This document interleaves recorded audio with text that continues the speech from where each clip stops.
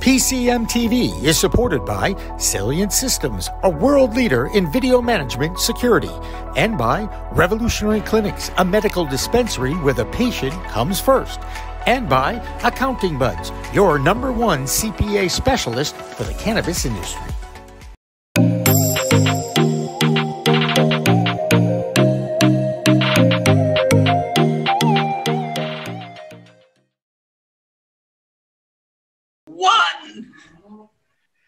Well, how about that? We made it to another Friday afternoon. Hi, everybody. Welcome to the Green Rush Live. I'm Jimmy Young from Pro Cannabis Media.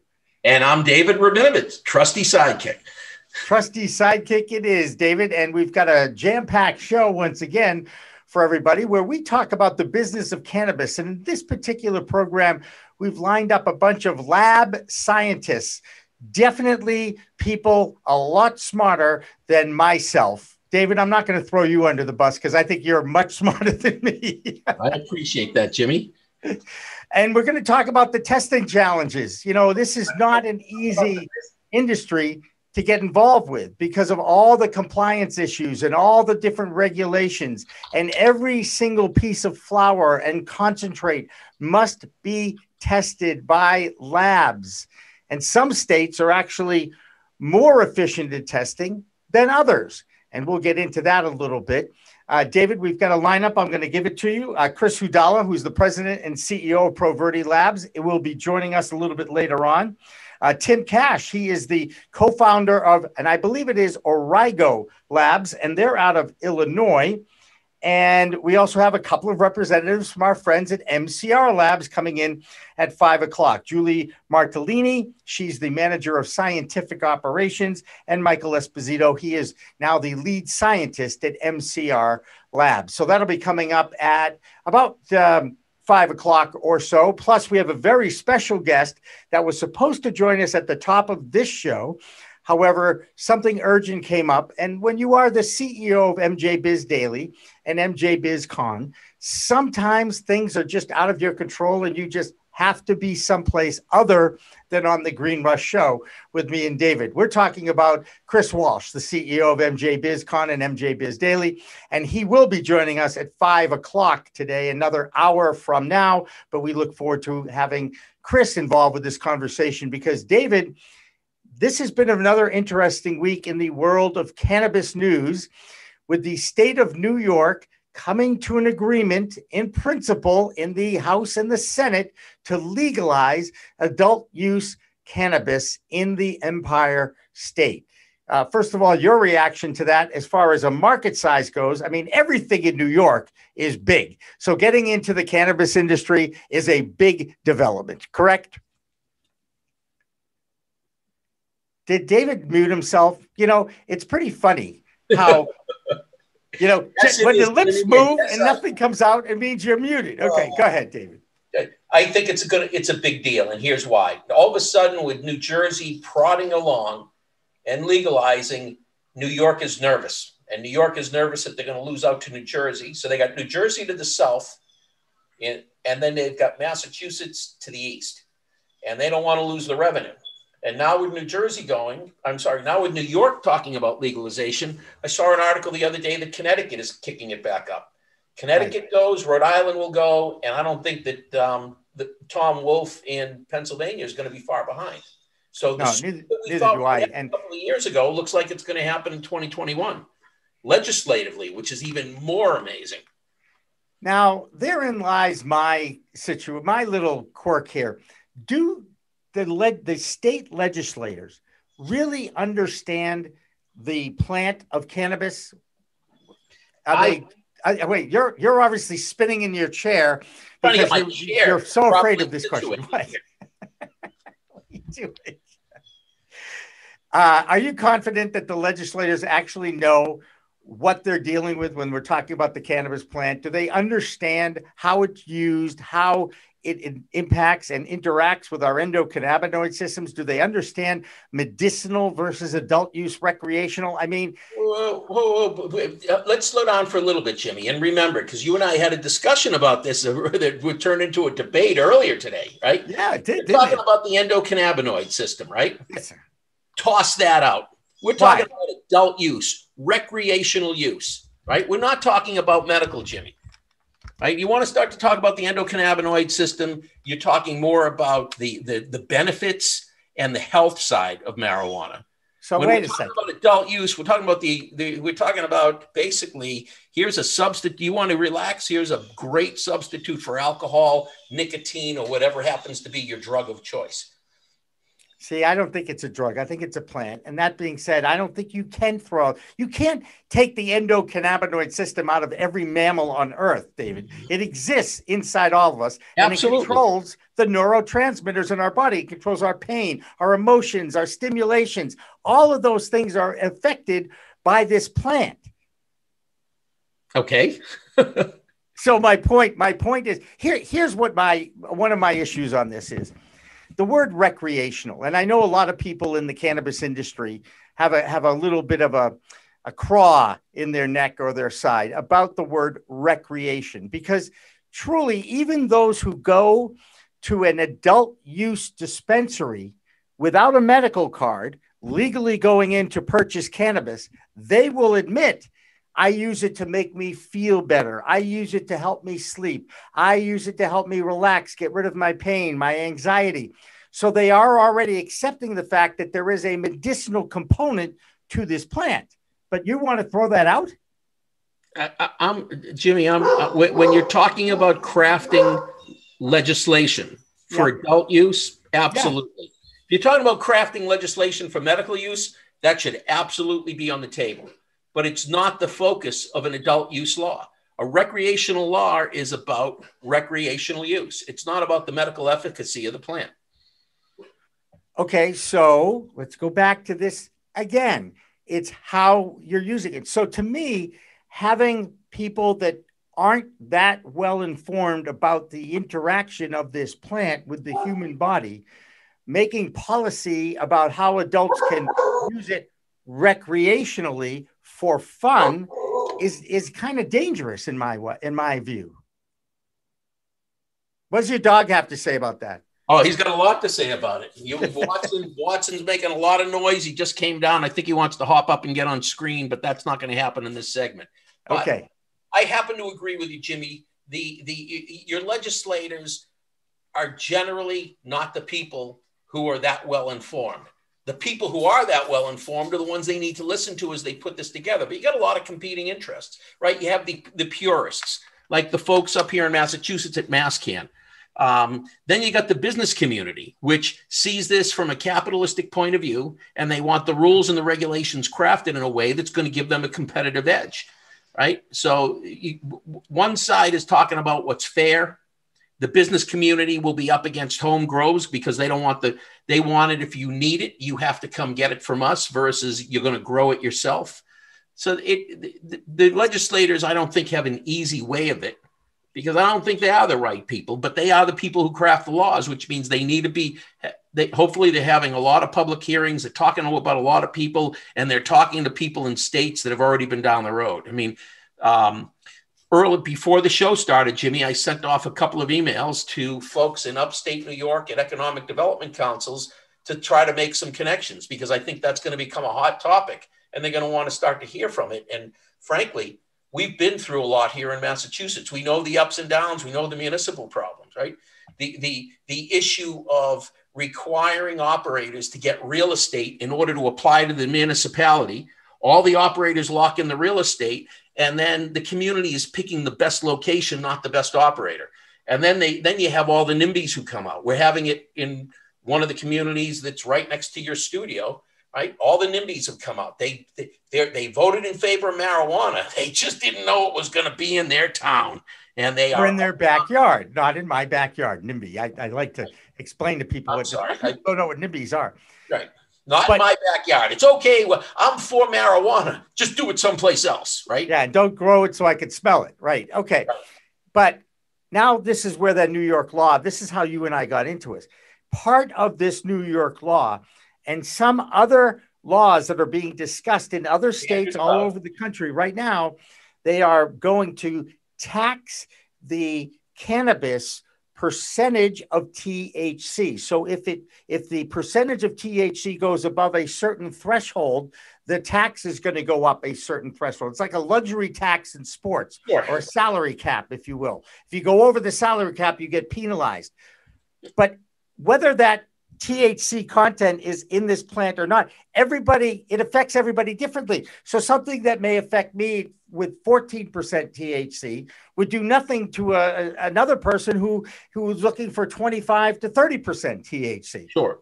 So, Jim, you and obviously that was the debate we had this afternoon that got rather spirited between us.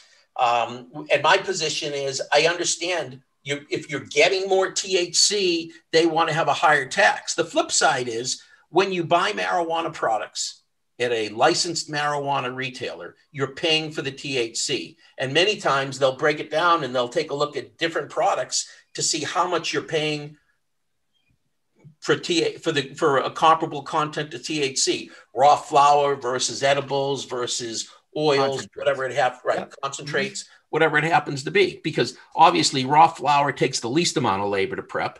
Concentrates means you got to pull the oils out and that sort of thing. But decarboxylation, David, is the term. Decarboxylation. Good. You decarboxylize it till the cows come home, Jimmy. Here's the issue from my point of view. Yep. Walk into a dispensary and you're going to get some low THC weed. It's going to be at one price. You want stuff that's far more potent, you're going to pay more money for it. So if you happen to have a 13% tax and you've got one pre-rolled marijuana joint, right, that sells for $10, that's $1.30 in tax. If you have another one right next to it that's higher potency and they say, that's the $10 one, we got a $15 one, and then we got the really good stuff grown by craft growers in small batches, that one's $20. The $20 is going to be $2.60 in taxes. So they're all, that's why I'm holding out some of my comment. I actually want to understand the mathematics of how their taxation scheme is going to work. Does it mean that the $10 joint that's low THC has got $1.30 in taxes, and then the $20 joint doesn't have $2.60 in taxes? They're raising the tax rate because the THC is higher. That seems to me to be too punitive, because if you want double the THC, if you buy two of the $10 joints, you're only paying $2.60. So why, if you're going to get it in one unit, are you going to have to pay more? So I want to see how those are actually going to work in practice before I comment on them. But it just seems a little odd. And we will definitely hear from Chris Walsh about the impact it will have on the cannabis industry from a business perspective, coming up a little bit later on the show. And one of the analogies I made to you, David, was when you go into a bar and you order a beer, whether that beer is from a major distributor like a Budweiser or Miller or whatever, versus a craft beer, okay, that has a higher alcohol component to it, and then compare that with either vodka on the rocks, whiskey on the rocks, or bourbon, which has a higher proof of alcohol. All of those alcoholic products, I'm pretty sure, are taxed the same. And that's where my issue comes. Don't treat cannabis any differently than alcohol as far as taxing goes. If we're talking about intoxication, I know that if I have a shot of whiskey, I am going to be more intoxicated than I would be if I had a shot of beer. Okay? Beer.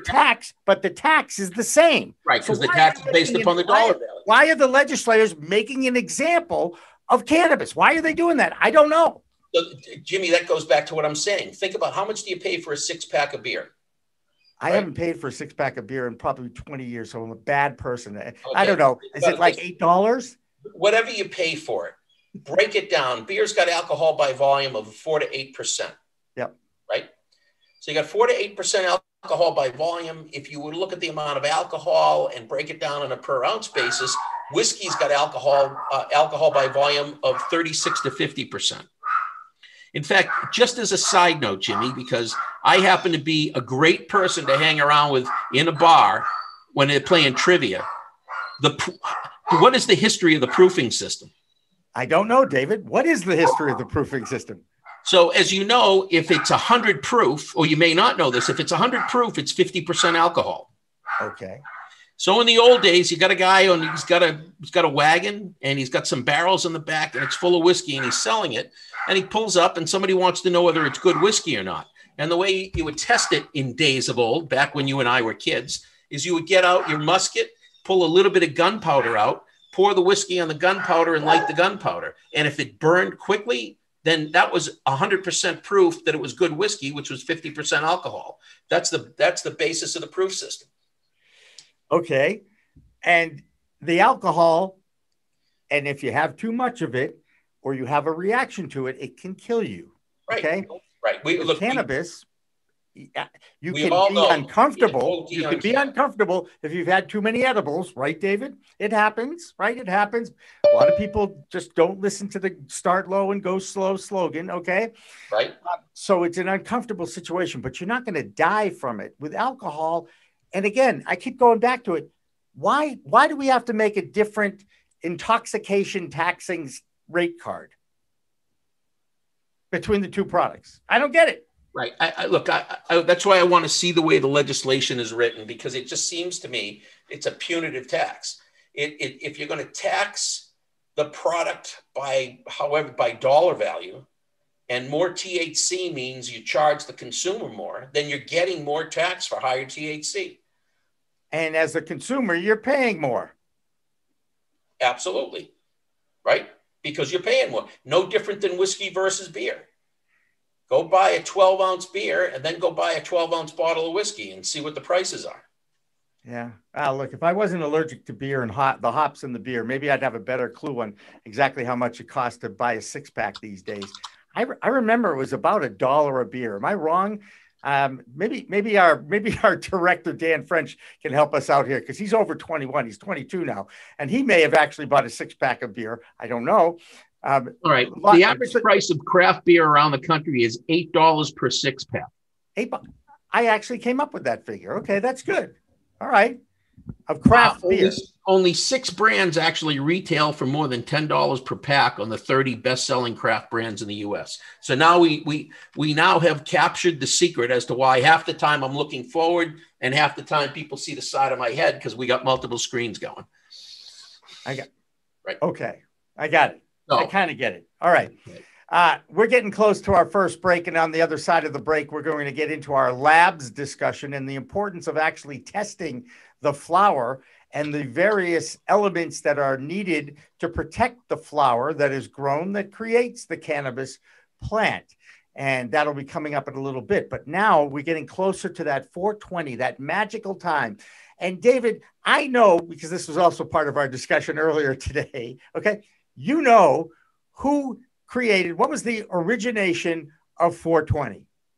The Waldos. The Waldos, a group of guys from San Rafael, California, high school back in 1971, used to go across the street after school and catch a little buzz at the Louis Pasteur statue until law enforcement, being those protectors of the community that they are, figured it out that at 420, the Waldos are hanging out by that statue and having a public consumption of cannabis going on, which in 1971 was still a pretty controversial subject. And in fact, it did coincide. Didn't that year coincide with a special bill? Didn't it, David? Controlled Substances Act, didn't it? That was 1970. Right? Okay. That being said, law enforcement picked up on 420. That was the call, and it meant public consumption of cannabis going on at the corner of Vine and Main Street or wherever you happen to be at that time. And then the cannabis community caught on and decided to celebrate that time and embrace the 420 code and create a holiday of April 20th and also 20 past 4 on just about any day. That might be a good day to sit around and catch a little buzz. Back in 1971, there was a very popular song in my world called Shanty by Jonathan Edwards. When we would hear it on our alternative AM radio station, WCAS in Cambridge, 740 AM daytimer, we too would hear that song, and that would be an excuse for us to catch a little buzz. So with that being said, we salute Jonathan Edwards. His song is Shanty. We take a break, we play it for you, and then when we come back, we'll get more into our discussion about the business of cannabis on the Green Rush Live. Don't go away.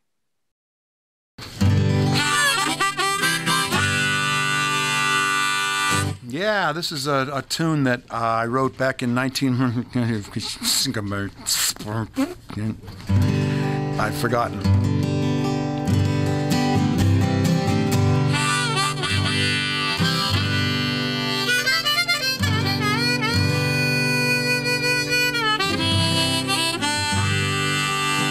We had a saying in our old band, one of my first bands in 1966 or so. What are you going to do tonight? Oh, just, you know, like every other night, just going to lay around the shanty and put a good buzz on.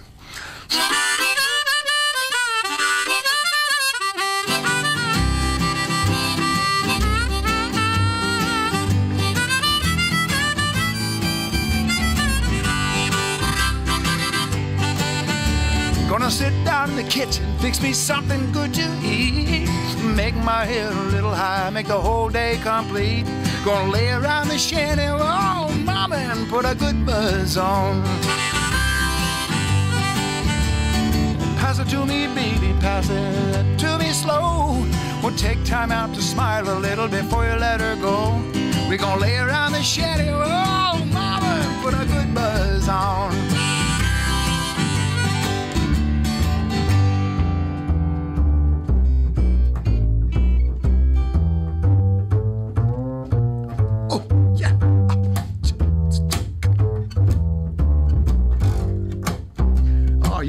You're on something. Go ahead.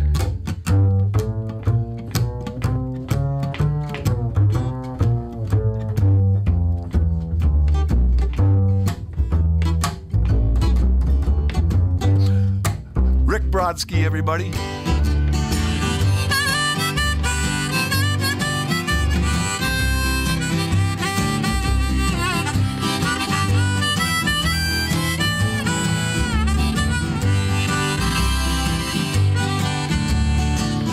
Nothing to do and there's always room for more. Fill it, light it, shut up and close that door, baby. We're gonna lay around the shanty, mama, and put a good buzz on. Take it, okay.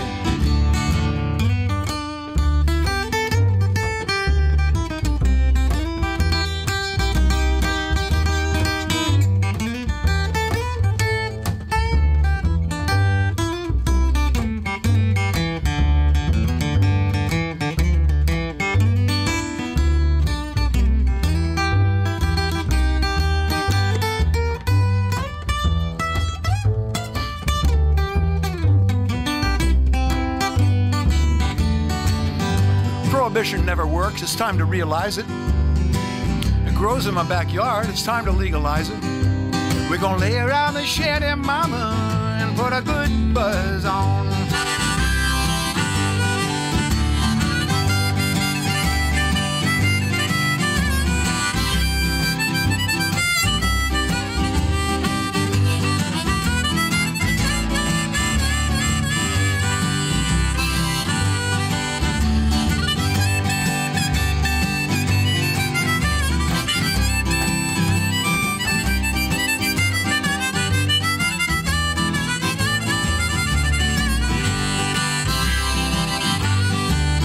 I'm gonna sit down in my rented car, I'm gonna jam it into drive. Gonna head on out and play at WSCA with Sean. I'm glad I'm alive. We're gonna lay around the shanty, mama, and put a good buzz on. Every night and day, we're gonna lay around the shanty, mama, and put a good buzz on.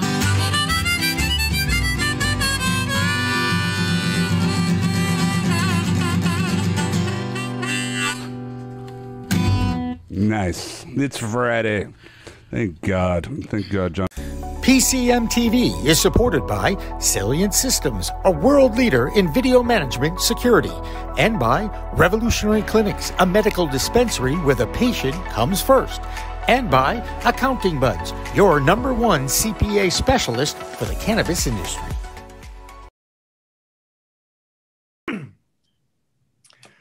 All right, welcome back to the Green Rush Live on a Friday afternoon here at Pro Cannabis Media. I'm Jimmy Young, and I'm always joined on Friday afternoons by David Rabinovitz.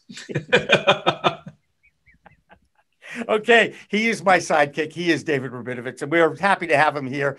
We're also happy to have two gentlemen from the world of the testing labs. We have Chris Hudalla, who's the president and chief science officer at ProVerde Labs in Maine and Massachusetts. And we have Tim Cash, the co-founder of Origo Labs in Chicago, Illinois. Both gentlemen are here. Thank you so much for joining us here this afternoon. My pleasure. Yeah, thank you for having us. Okay, so why in the world are you guys in the lab world? How in the world did you get into the cannabis science lab? Tim, we're going to start with you first, okay? And tell us a little bit about the origin and how you guys decided, I think testing cannabis would be a great business model. Go ahead. Yeah, I think, I got into this. I was actually working through my MBA program. A couple classmates of mine actually approached me. Actually discussed this idea. We started fleshing out this business plan and trying to see, hey, could this be something that's viable? I was really passionate about more or less the home grower side and the need for transparency and the need for education within the market and specifically around the testing side of things.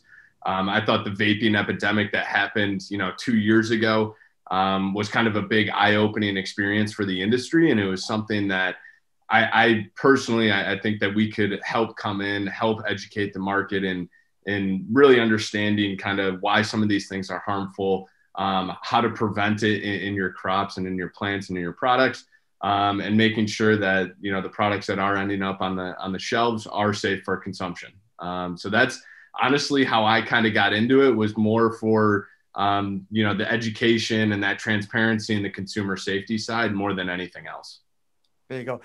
Chris, I'm going to turn it right back at you and ask you the same kind of question. How did you first get exposed to this, and when did you look at it and say this might be a good business model? Sure. When Massachusetts first legalized medical marijuana, we had discussions with the Department of Public Health about the possibility of testing, and they were going to recommend testing at that time. There was no mandate for testing. And as a medical product, we thought that was kind of strange that anything we put on or in our bodies tested to some level. Why would medical marijuana be any different? But they were comfortable with just recommending it. So we did a significant amount of research looking at the different medical journals, peer-reviewed articles and case transcripts to show that there was some evidence of people getting hurt, dying from consuming cannabis that was tainted with heavy metals, pesticides, and other contaminants. And so we provided this literature to the Department of Public Health. And after reviewing that, they agreed that testing was a good idea and mandated it. Massachusetts was the first state to mandate it. And with that mandate, I was working as a research chemist. I quit my job to start ProVerde Laboratories with my business partner. There you go. And research is so important, and education is driving this whole thing, science, right there with everybody. And as someone who, I have a medical card, I'm in Massachusetts, even though I spent 11 years of my career in Portland, Maine. I like the fact that I can go to a medical dispensary and have a variety of products that I can choose. And I know exactly, or let me rephrase that, I know exactly what it was tested for. I know what's in it. And I kind of have an idea of the effect it will have on my body. But as we know, guys, this stuff affects everybody differently because we all have different endocannabinoid systems. We all have different metabolism, and we all have different tolerance to this. Massachusetts, Chris, as you know, has the strictest pesticide rules. Am I right in the country? Am I right about that as far as the amount of things that you have to test for? In terms of the amount, yes. It probably also has some of the fewest. So currently there's only 9 pesticides, but they have a zero tolerance. And so you have to test down to 10 parts per billion, which is the lowest level across any of the states. Tim, what's it like in Illinois? Yeah, right now in Illinois, the way the legislation is written is for the pesticides that you do test for, they have to meet the EPA action limits. So we're following the EPA guidelines within Illinois. We don't have a set list of specific pesticides that we need to test for. I know we're specifically testing for, I want to say it's 23 pesticides. But yeah, we're just following the EPA action limits. Yeah. I've got a question for both of you. And Jimmy's going to tell me I can't propose it to both. So we're going to go for one at a time. But I understand pesticides. Pesticides, a cultivator would add on to the plant. What are you testing that's just natural that you're worried about being in the plant that's not added by the cultivator? I think for me, and Chris, you can speak for yourself and the Maine and Massachusetts market, but within Illinois, I think the biggest hurdle that the growers are facing right now is microbial contamination. So specifically around that yeast and mold. Right now, our action limits in Illinois, they're 1,000 CFUs. So other states for yeast and mold, I don't know where Massachusetts and Maine is at, Chris. Are they at 1,000 CFUs or are they at 10,000? 10,000. 10,000. So that's typically what states are at, and Illinois is at 1,000. So their action limit is 10 times lower. So that's their biggest struggle right now here within the Illinois market is basically making sure that they don't have any of that microbial contamination in their plants. Got it.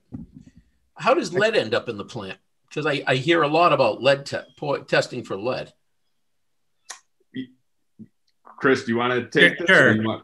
The cannabis plant is known to sequester metals out of the soil. They actually use it for soil remediation, to remove, like in Fukushima, to remove radioactive metals from the soil. It has an affinity for it, and it just kind of sucks all the metals up. But that means that the product then can be chock full of metals. So if the product's chock full of metals, what do you do with the product? Obviously, you can't sell it, right? But if you burn it, you're going to put the chemicals up in the atmosphere. What's the right way to handle that? Are you just talking from like a disposal standpoint, or are you talking about are there remediation options for something that fails for heavy metals? Now, let's say something failed, not remediating the product, but you've got product. It absolutely has failed. Somebody grew it outdoors, and it did a wonderful job of cleaning the soil. And I have read that anything cannabis related will suck impurities out of the soil. Then you have it in the plant. Now the plant's contaminated, right? If you were to compost it, doesn't that put everything right back into the soil? Sure. Yeah, Chris, go for it. Okay, it sounds like I threw too much of a curveball here. No, it's actually pretty easy. The best way to deal with plant material that's contaminated with metals is to extract it. Most of the metals are not soluble in ethanol or CO2 or hydrocarbon. So if you do a butane extract or a CO2 extract, you're going to leave most of the metal contaminants behind in the waste material. And you've actually increased the value it's a value added step to create a concentrate or a distillate or wax or whatever. Got it. Cool. And David, just to touch on just the heavy metal portion side of things, I know we've dealt a little bit more with the home grower market here within Illinois. And I've talked to numerous customers that will use tap water to water their plants and not, purified water. And that's something that I'm not saying we're necessarily Flint, Michigan or anything like that here within Illinois with our water, but it's probably also not the cleanest either. So, and as you guys kind of already mentioned, the cannabis plant, it's like a sponge. It just sucks everything up that it comes in contact with from a nutrient side. So, guys, when it comes to indoor growing versus outdoor growing, Maine, Massachusetts, Illinois, you don't have a very long season outdoors, let's just say. So for the most part, you're dealing with an indoor controlled environment. I've been to some of these grow houses, you wear the hazmat suits and the foot thingies. This was even before COVID, by the way. And, they seem to have a pristine, almost sterile environment, but they could still get contaminants onto these plants. So I guess my question is there a right way and a wrong way to grow this stuff indoors? Yeah, you got to look at, just not from a human contamination standpoint. I mean, you're looking at air quality, like your HVAC system, your environmental monitoring controls that you have set up.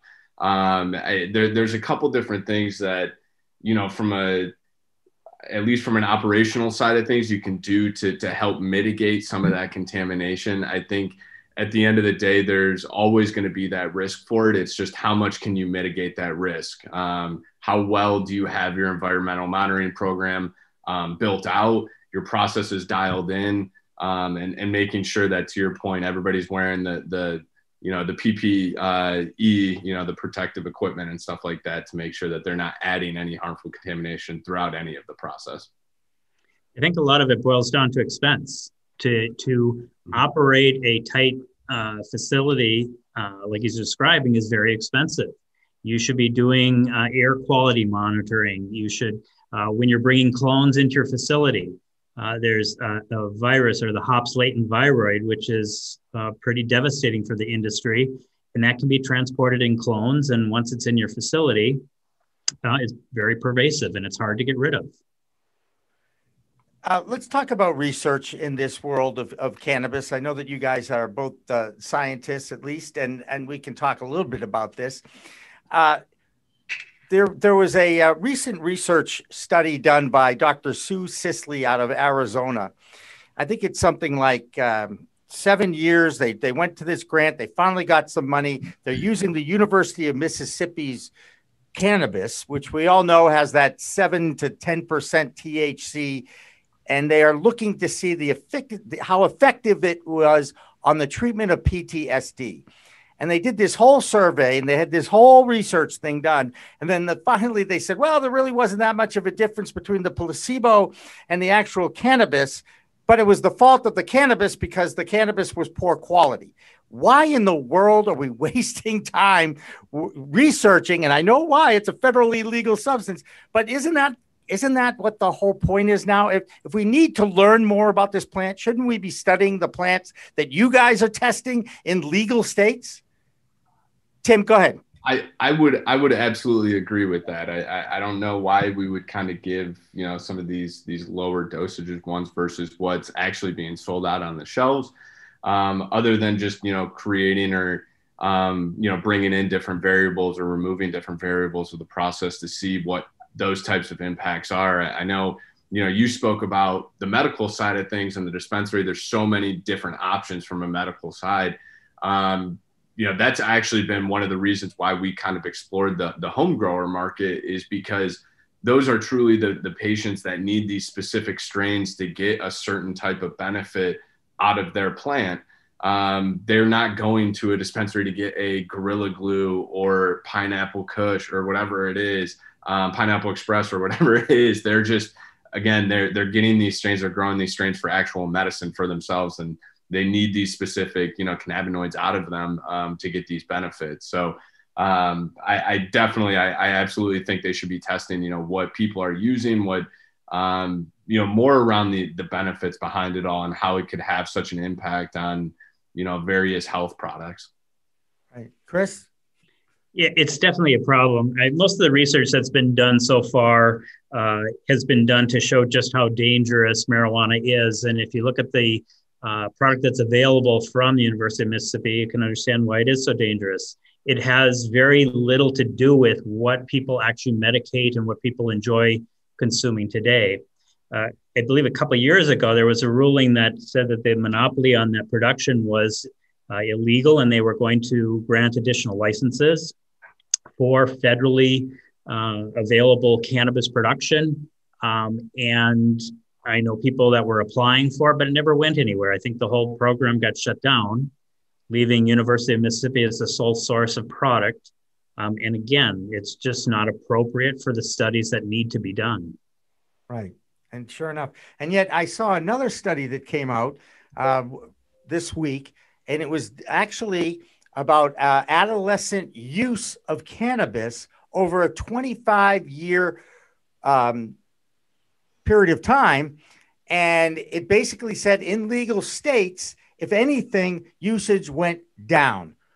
Why do you think usage goes down in legal states? And you're both, and I'm talking about, that would be illegal consumption of the adolescent okay, those that are in their teens that are experimenting with cannabis, okay? And why do you think, because in a legal state where they can probably have more access to it, that the results of that research study was that the usage went down?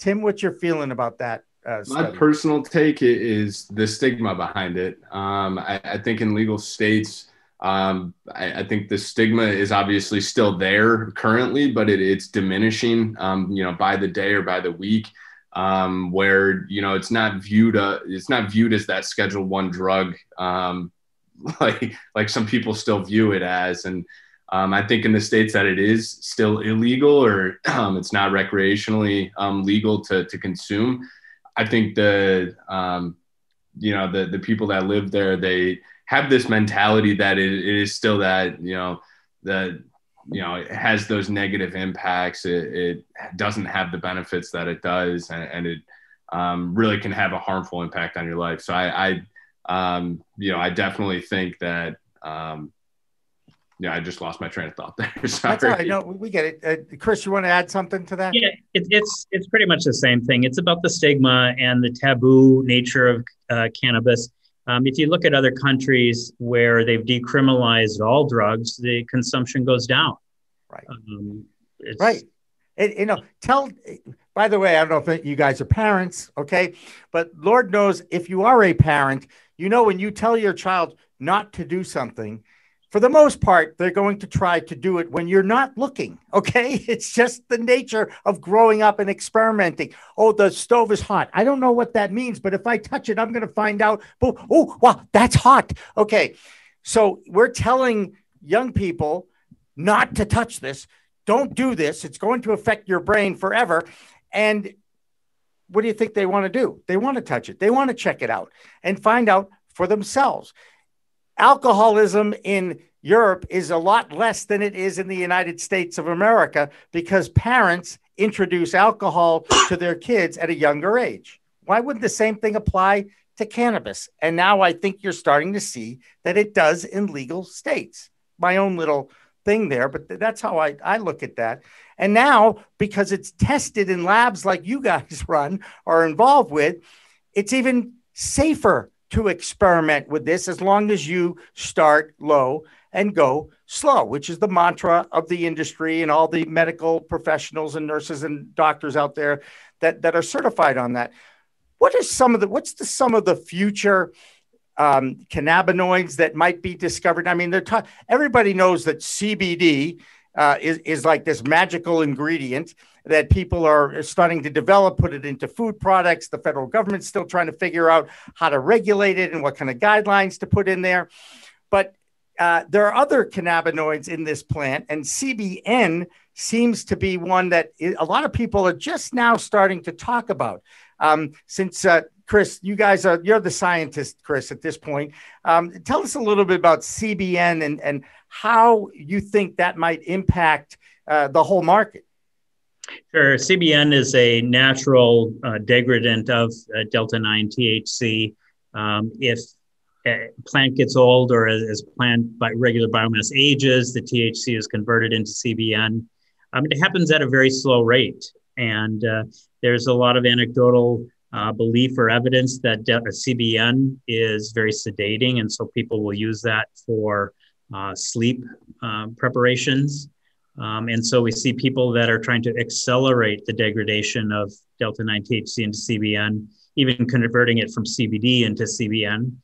These are pretty straightforward reactions. And so we see quite a bit of that cropping up in the consumer marketplace now. Tim, you got any CBN insight?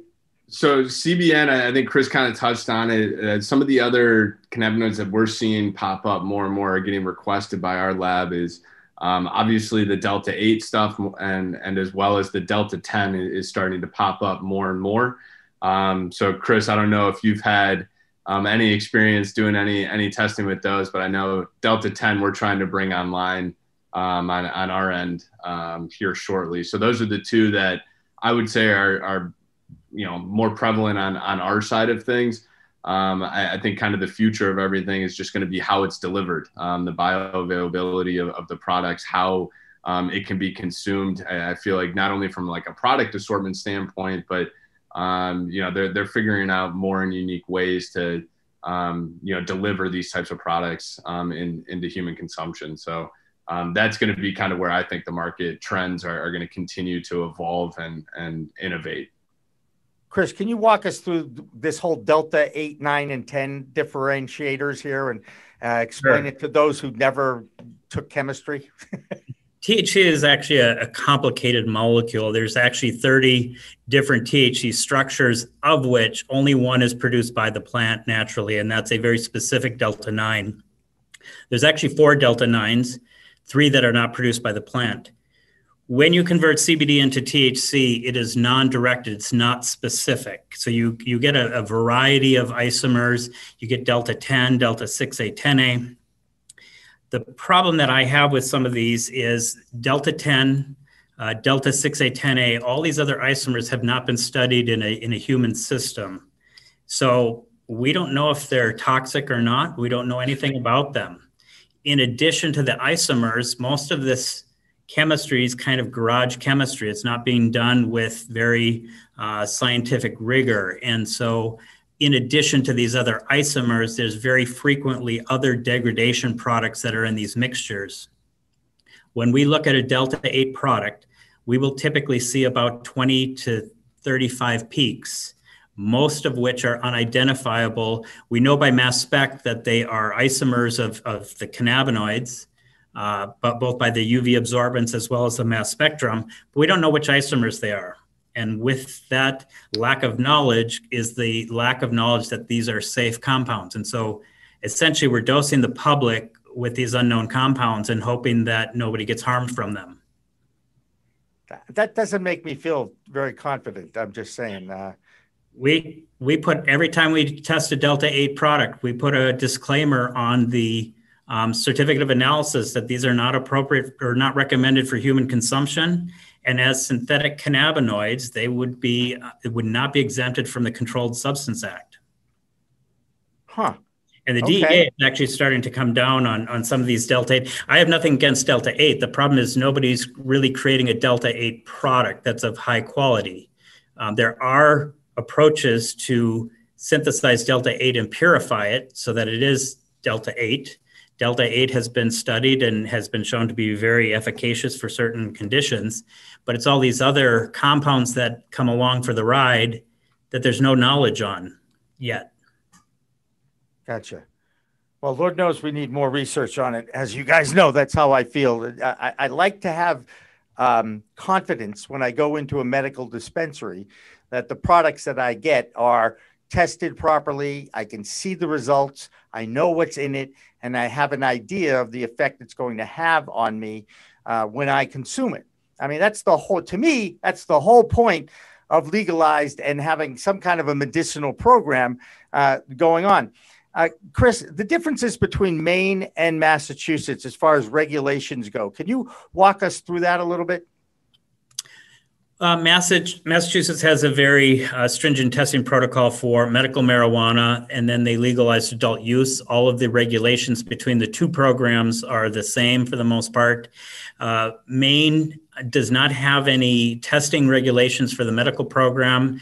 They are not finalized for the adult use, and so they're just kind of in the process of establishing those. So it's still a little bit of the Wild West in Maine, or I should say the Wild East, the Wild East. And I think that's because the caretaker program in Maine had been so established for so many years up there. Is that an accurate assessment? It's very well established. I think Maine has probably one of the strongest caregiver networks of any state. And a lot of the regulations that are in the process of being implemented in Maine, or at least they're trying to implement them, are really disfavorable to caregivers and the small business operators. If they are successful at implementing it, they could just wipe out that whole craft producer, caregiver, small mom and pop shop type operation and really favor the large corporate, mostly out of state operations. And I hate to see that happen. Absolutely. Tim, what's the biggest challenge you have at Origo Labs in Illinois? Is it finding scientists to do the testing? No, I think honestly the biggest challenge right now is, and I think Chris kind of touched on it a little bit earlier, is the lack of research, the lack of standardization out there.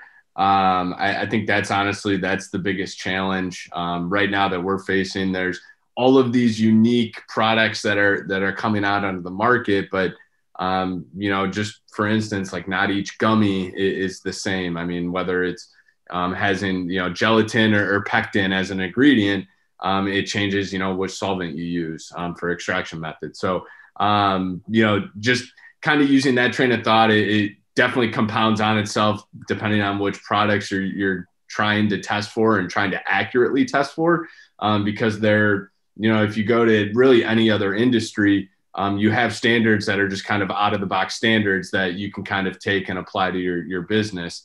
In cannabis, that's not the case. It is kind of thinking on the fly and making sure that, you can defend your results and that, you're doing everything in your power to make sure that those results are accurate. So. Yeah, I just want to add to that. The innovation that we see occurring in product dosing, product formats, it's happening at just an incredibly rapid rate. And it's sometimes faster than we can react to it scientifically, in terms of, like the Delta 8, is it safe? We haven't answered that question yet, and already we're marketing these products. When they make new formats, water-soluble products are very interesting. Typically, edibles have a very long onset time, sometimes 60 to 90 minutes. They're now creating gummies with nanoparticles that have onset of 4 or 5 minutes, very similar to vaping or smoking. And so that's very intriguing to see how fast the market is innovating. David, I know you have a favorite subject about the beverages. Why don't you ask these guys about the infused beverages? Because I know that's an industry that you're very interested in. I'm trying to think of what my question would be on that, Jimmy. I just find it fascinating because of the total disconnect with the Treasury of you have to nano emulsify the THC so it'll suspend in liquid, if I understand it correctly. Not that I know what any of those words really mean. And you can't mix it with alcohol, right? You mix it with alcohol, you run into problems with the TTB, the Treasury. What is that? Treasury Tobacco, and I forget what the initials stand for, but part of the Treasury Department. So I'm struggling here, Jimmy, buying time trying to come up with. So I guess my question is, do you have to test infused beverages too? I mean, that's the next wave. So Chris is saying yes, right? Yeah. So we've been seeing water soluble beverages, at least in the hemp industry, for several years now. Right. They're very popular. Yeah. And on the THC side, do we have infused beverages in Illinois yet, Tim? Yeah, we do. So the seltzers, the tonic waters, a couple different styles, couple different flavorings that are out there. It is very limited in terms of the offerings. To Chris's point, it's a lot more prevalent in the CBD market right now. I'm seeing some Delta 8 products get infused with it as well too. I know in Massachusetts, if you are growing it at home, you can pay a stipend, a fee, and take it to a lab and have it tested. Is that the same in Illinois, Tim? Correct. Yeah. Yep. And can I ask what the fee is, just out of curiosity? Yeah. So it's for potency analysis, it's $75. Okay. So I think it's $50 at one. Chris, what is it in Massachusetts? You probably know. It depends on the format. Typically it's $65. If it's an edible product, it's a little bit more because of the additional sample prep that has to happen. There you go. Okay. Hey, Chris, can we talk a little bit about compliance issues? Because I know ProVerde had a little bit of an issue in Maine in Portland. Can you walk me through exactly what happened there and just tell me what the effects are as far as your business goes? Yeah, so in Maine, they just recently created the independent testing lab license. We've been operational in Maine prior to the license for, 5 years maybe. And so when they created this license, they gave us a temporary license.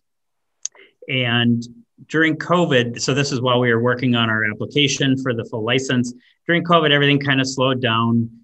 We furloughed some staff. A lot of the people that were working on the license are no longer with the lab. And so we didn't finish the application before the expiration of the temporary license.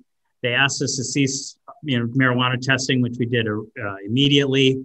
At the same time, the city of Portland determined that we're not ADA compliant.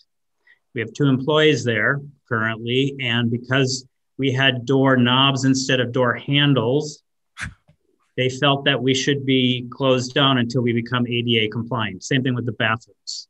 So it took us a little bit of time to work with the city, because the size of our operation would exempt us from both federal and state compliance necessity for ADA compliance, but the city decided to enforce some of that. But eventually they granted us an operational permit, and we reopened last week for hemp testing while we continue the application process for the full-on marijuana testing license. Do you get the feeling that they're trying to target the industry? Well, put it this way, we're not the only tenant in that building, but yet we were the only tenant that was closed down for not being ADA compliant. And we had, as I said, we've been in that same building for probably over 5 years, and all of a sudden it just became an issue, last November. It just seemed kind of selective enforcement of a, it was a non-issue for me, whether we have door handles or doorknobs. Tim, do you have a door handles or doorknobs provision or compliance issue that you have to abide by in Illinois? No, we had to go through kind of that state level inspection to get our license. We have door handles, we don't have door knobs. So I don't know if maybe that was because it never came up. I'm not sure. We didn't run into that though, fortunately, because that sounds like a political nightmare, to be honest with you. So most commercial facilities now have door handles, because in an emergency, maybe your hands are greasy from MCT oil and you can't turn the knob. I don't know. Yeah. Or they're arthritic like mine, and I can barely grab anything. But anyway, that's another story. Listen, Chris Hudalla and Tim Cash, you guys were great. I love hearing the differences in approach from the different states. And that's one of the reasons why I love these kind of forums that we do here. So I want to thank you both for joining us here on Friday afternoon on the Green Rush. Thank you. Yeah, thank you. All right, there you go. So that's our first hour of the Green Rush on a Friday afternoon here. We've got another hour to go. And again, we are expecting to hear from the CEO of MJ Biz Daily, Chris Walsh, to talk a little bit about the New York market that's about to open up. So don't go anywhere. Green Rush continues after this. And trust me, it's going to be another interesting hour. Don't go away.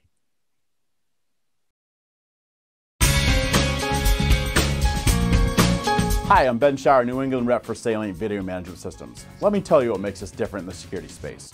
We're your trusted advisors for all your security needs. I know how complicated the regulations are in cannabis, and working with Salient Systems will be the polar opposite of that. I give free consultations and will walk you through every step of the process so that you can get what you need at the price you can afford. We're robust, we're simple and scalable. We're Salient Systems, your solutions to all your security needs. Please contact me at the information below, and I'm looking forward to being your trusted advisor.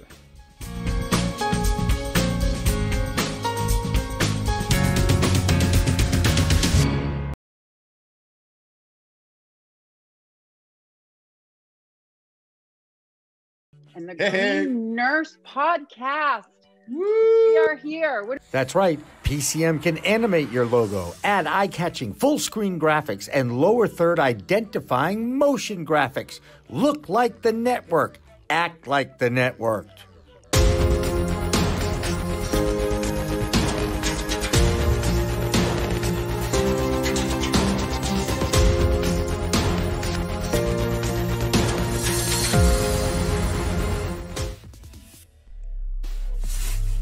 We are Pro Cannabis Media.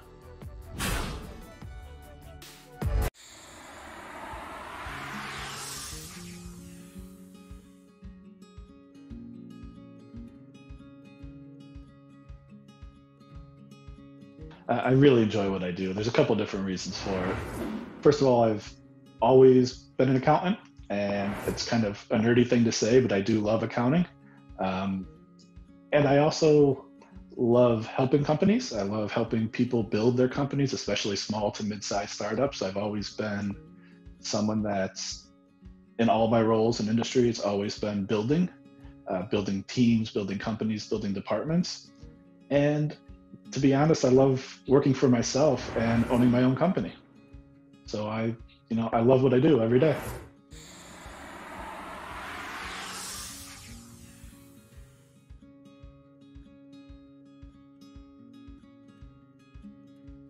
PCM TV is supported by Salient Systems, a world leader in video management security, and by Revolutionary Clinics, a medical dispensary where the patient comes first, and by Accounting Buds, your #1 CPA specialist for the cannabis industry.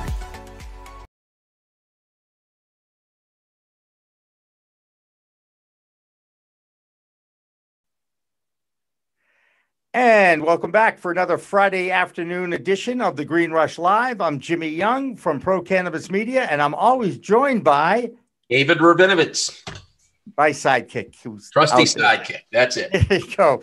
And we're so happy to have 3 new guests in our next portion of our program. And I want to make sure that all of them understand that if they have to bail for any reason at all, please, we understand. And first of all, I want to welcome in Dr. Julie Martellini. Did I get that right, Julie? Very nice. And she is the manager of scientific operations at MCR Labs, and Michael Esposito, the lead scientist of MCR Labs. Michael, thank you for joining us. Yep, anytime. All right. And we're also very, very fortunate to have Chris Walsh here as well. He's the CEO of MJ Biz Daily. Chris, again, always a pleasure to see you, and thank you. I know you're sneaking it in on some family time, so I appreciate that. Yeah, no problem. I'll keep everything short so you can continue, but happy to comment on whatever.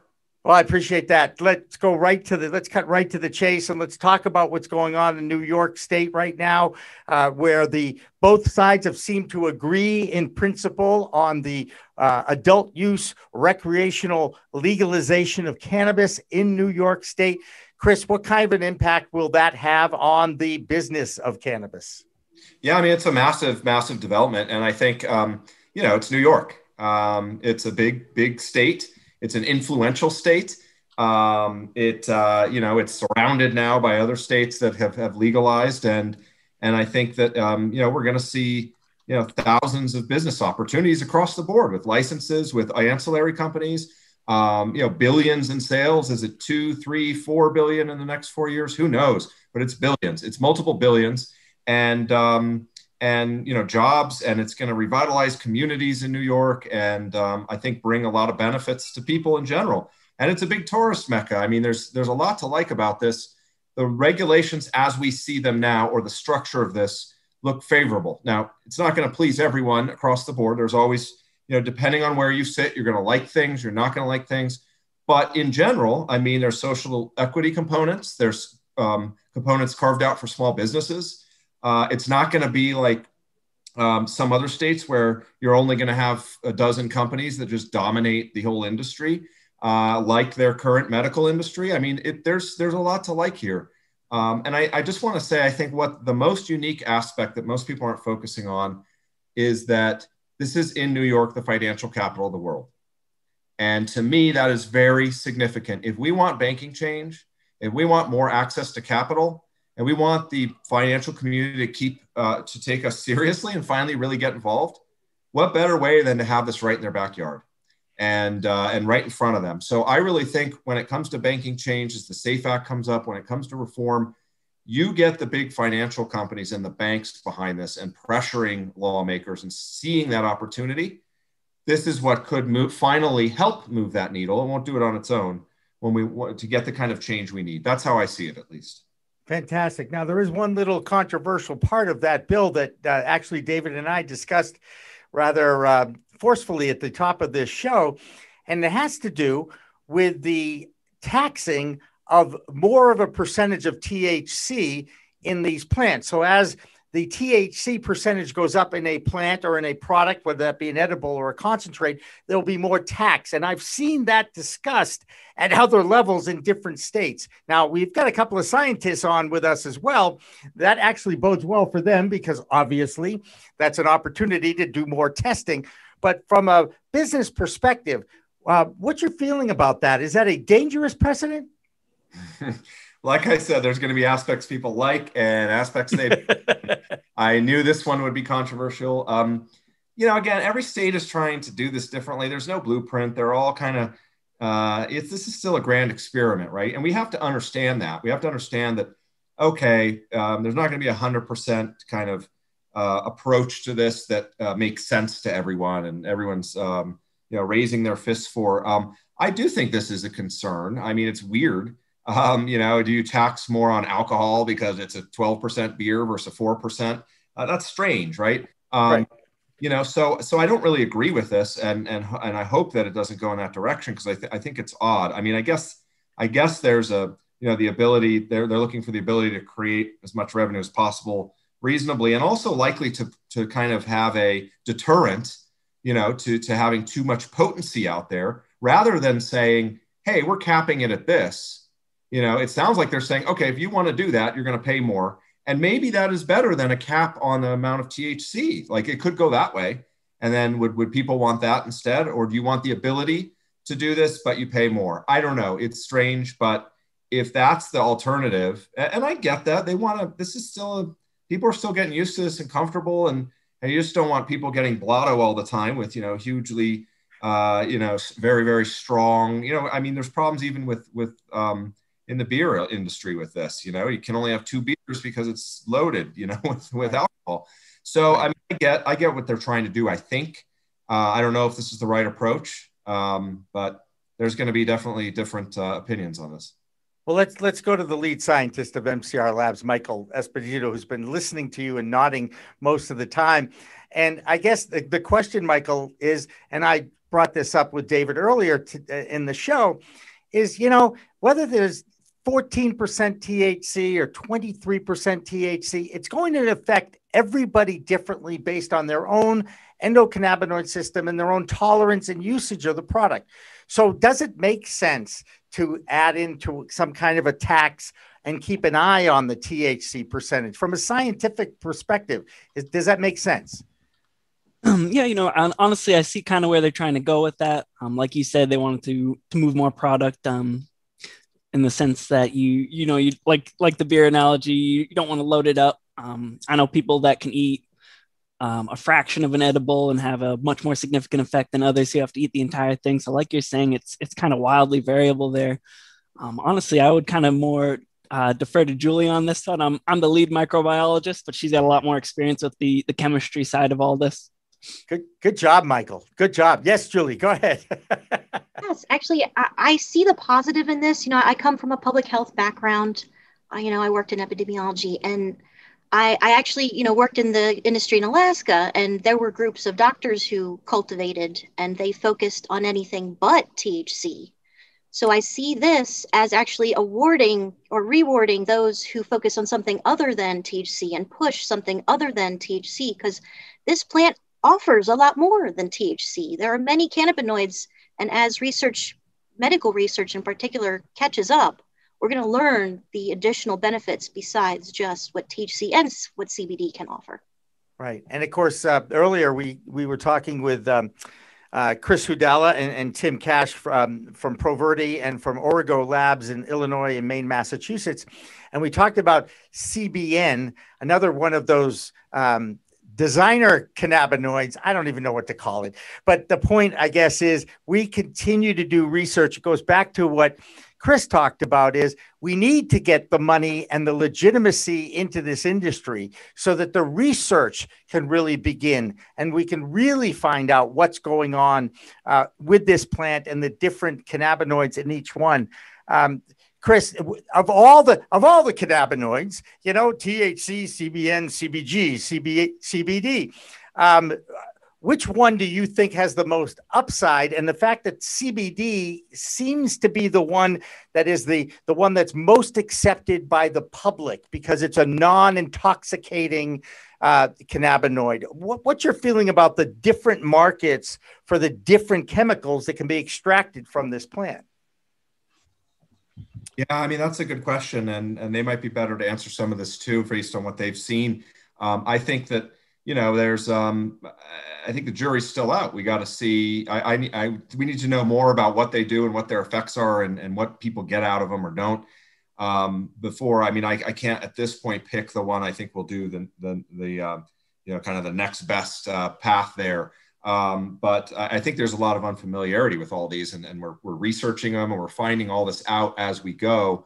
So I think as that matures and we go further in that direction and can actually speak to what all these, I mean, we're still figuring out THC, right, in a lot of ways, and CBD. And so there's a lot of these, and then you move that way down the spectrum here of where we're at in the evolution of our understanding. So I would say, it depends. It depends on where the research goes, and hopefully, finally, research can lead the way in this industry and not come at the back because we don't have money for it when it's a legal substance, and it could be the other way around. So maybe with these others, it goes that way instead, which it should. And research is telling us all about it, and then we figure out how to best use it. All right, which of my scientists wants to talk about the Delta 8, 9, 10, all these deltas? I honest to God, I never took chemistry, so I try to learn as much as possible through interviews. But can you dumb down what the Delta 8, 9, and 10 are all about in this plant, and how do they get to them? Or are they all from the plant? And which one, Julie or Michael? You guys get to go. You can fight it out on who answers this, or both of you can throw something in here. Mike, how about Michael? Julie, go ahead. You unmuted first, so I'm going to Julie first. I'll chime in first. That's fine. I mean, and this actually kind of, runs along the same line of what Chris was saying too, because in regards to Delta 8 and Delta 9, Delta 9 is, the native THC form. That's the psychoactive form. And these differences are really just, bond differences between one molecule versus another. So there's a ring within THC, and where the double bonds end up, that's the gist of how you, differentiate which isomer you have. But Delta 9 is the main THC in the plant. Delta 8, which, we're kind of catching up on that as well. That's actually what some of our research colleagues are only allowed to use. And when their risks are no longer tied and they can study the Delta 9 on federal research grants, then some research will very much catch up. But that's kind of an interesting point to go along the lines of what Chris was saying. Once research is allowed to use all of the isomers that exist, then we'll actually be able to learn a lot more and a lot faster. So one of the research studies that came out this past week that we actually reported on our We Talk News, which, by the way, follows this live stream at 6 o'clock, will be our regular 20-minute We Talk News, which is truly becoming a cannabis coast-to-coast report. We've got 6 correspondents in different markets from all over, including Chris's MJ Biz Daily international reporter, Solomon Israel, calling in from our Canadian bureau. And Chris, again, thank you for that. And Solomon does a great job for us. It is the research thing. And one of the research that came out was done on University of Mississippi cannabis, which we all recognize in this industry is not as potent or well manicured than others. And it's interesting because there's overwhelming anecdotal evidence about the effects of cannabis on the treatment of PTSD. We've all heard veterans who've said, cannabis has saved my life. Cannabis has got me off opioids and all this. And yet this study comes out using that University of Mississippi plant. And they're basically saying, well, there really isn't that much of a difference between the placebo group and the group that had the cannabis from the University of Mississippi. So I guess that stuff isn't very good, but you know what? It was a $2.2 million grant. So we just decided to do the research anyway. I mean, that's crazy. Chris, I know you have to run. I see that. And I just want to thank you as always. One more thing for Chris before he goes, and then we'll get back to that. a plug for MJ BizCon. It's in person, it's in Vegas, and it's in October this year, and I'll be there as well as others from Pro Cannabis Media. You want to give a quick plug for what's coming up again? Yeah, no, thank you. Yeah, we're coming back. We're coming roaring back. We're going to be live in person, safe, socially distanced, but we're ready, and everyone we hear from is ready. And we're going to have science tracks and a science side. We've got investing, of course, all the content and networking that we do. So we're ready to kind of rev that engine up, and I think people are excited that we're actually going to get together face to face again. Oh, I hope I recognize people face to face after seeing them behind their mask for all this time. But Chris, again, thank you so much for taking the time out of your family time, and we'll be in touch. Thank you, and I'm hoping to work off my COVID weight gain. So hopefully I've got 6 months to do that. So I was going to say, you've got plenty to do. I know you do. All right. Thank you so much, Chris. So Mike and Julie, again, back to the research question, back to the using the University of Mississippi. I mean, I don't want to say it was a waste of time. If anything, it exposed the differences between the anecdotal stories you hear and the actual research that needs to be done. So, Michael, where would you like to see changes happen on the federal level as far as research goes? On the federal level, as far as research goes, just frankly allowing it to be researched. I went to UMass Amherst. We had Dr. Lyle Craker back there. He tried for years and years to get cannabis research done on campus there. Frankly, I would have loved it. A lot of the labs I worked in, we had the local hemp fest in Amherst that was going on every year, and they were always asking us to, give presentations on cannabis, the amazing applications for it outside of like medicinal therapeutics. But frankly, I'd just like to see us doing some darn research. with stuff with the legally produced cannabis in legal states, right? Isn't that the whole goal here? Julie, what have you seen? You said your background was in the health world. What have you seen as far as the growth goes and the acceptance of cannabis as a medicinal product over the time that you've been in it? Well, I mean, there are more studies coming out. Actually, I did an internal presentation for our group on the studies that just came out this year in regards to cannabis components and COVID. So, I mean, it's very exciting. That's really one of the driving forces for me to jump into this industry, is because it's a whole new branch of science, innovation, and medicine that's just getting started. So every day there's something new that we are learning. And as Mike said, as long as research can be allowed to do so. And I've been in universities and studied where, they study alcohol, they study tobacco, tuberculosis, even, research strains of the plague. So if they can control those microbes, I'm sure all universities can control cannabis in a very well-regulated way. So I don't see the point in not letting them. Well, we all know there's been decades of experimentation at the college level, and I'm sure, unfortunately, a lot of it has been done by under 21-year-old adults, I might add, too. That being said, I think we could sit here and smile and laugh about that, but it's been happening now for decades, and yes, indeed.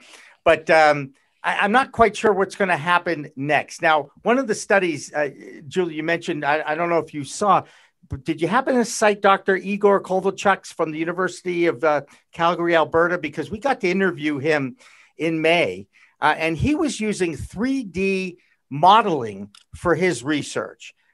What's the difference between using 3D modeling and actual research on the physical flower? Is there a difference?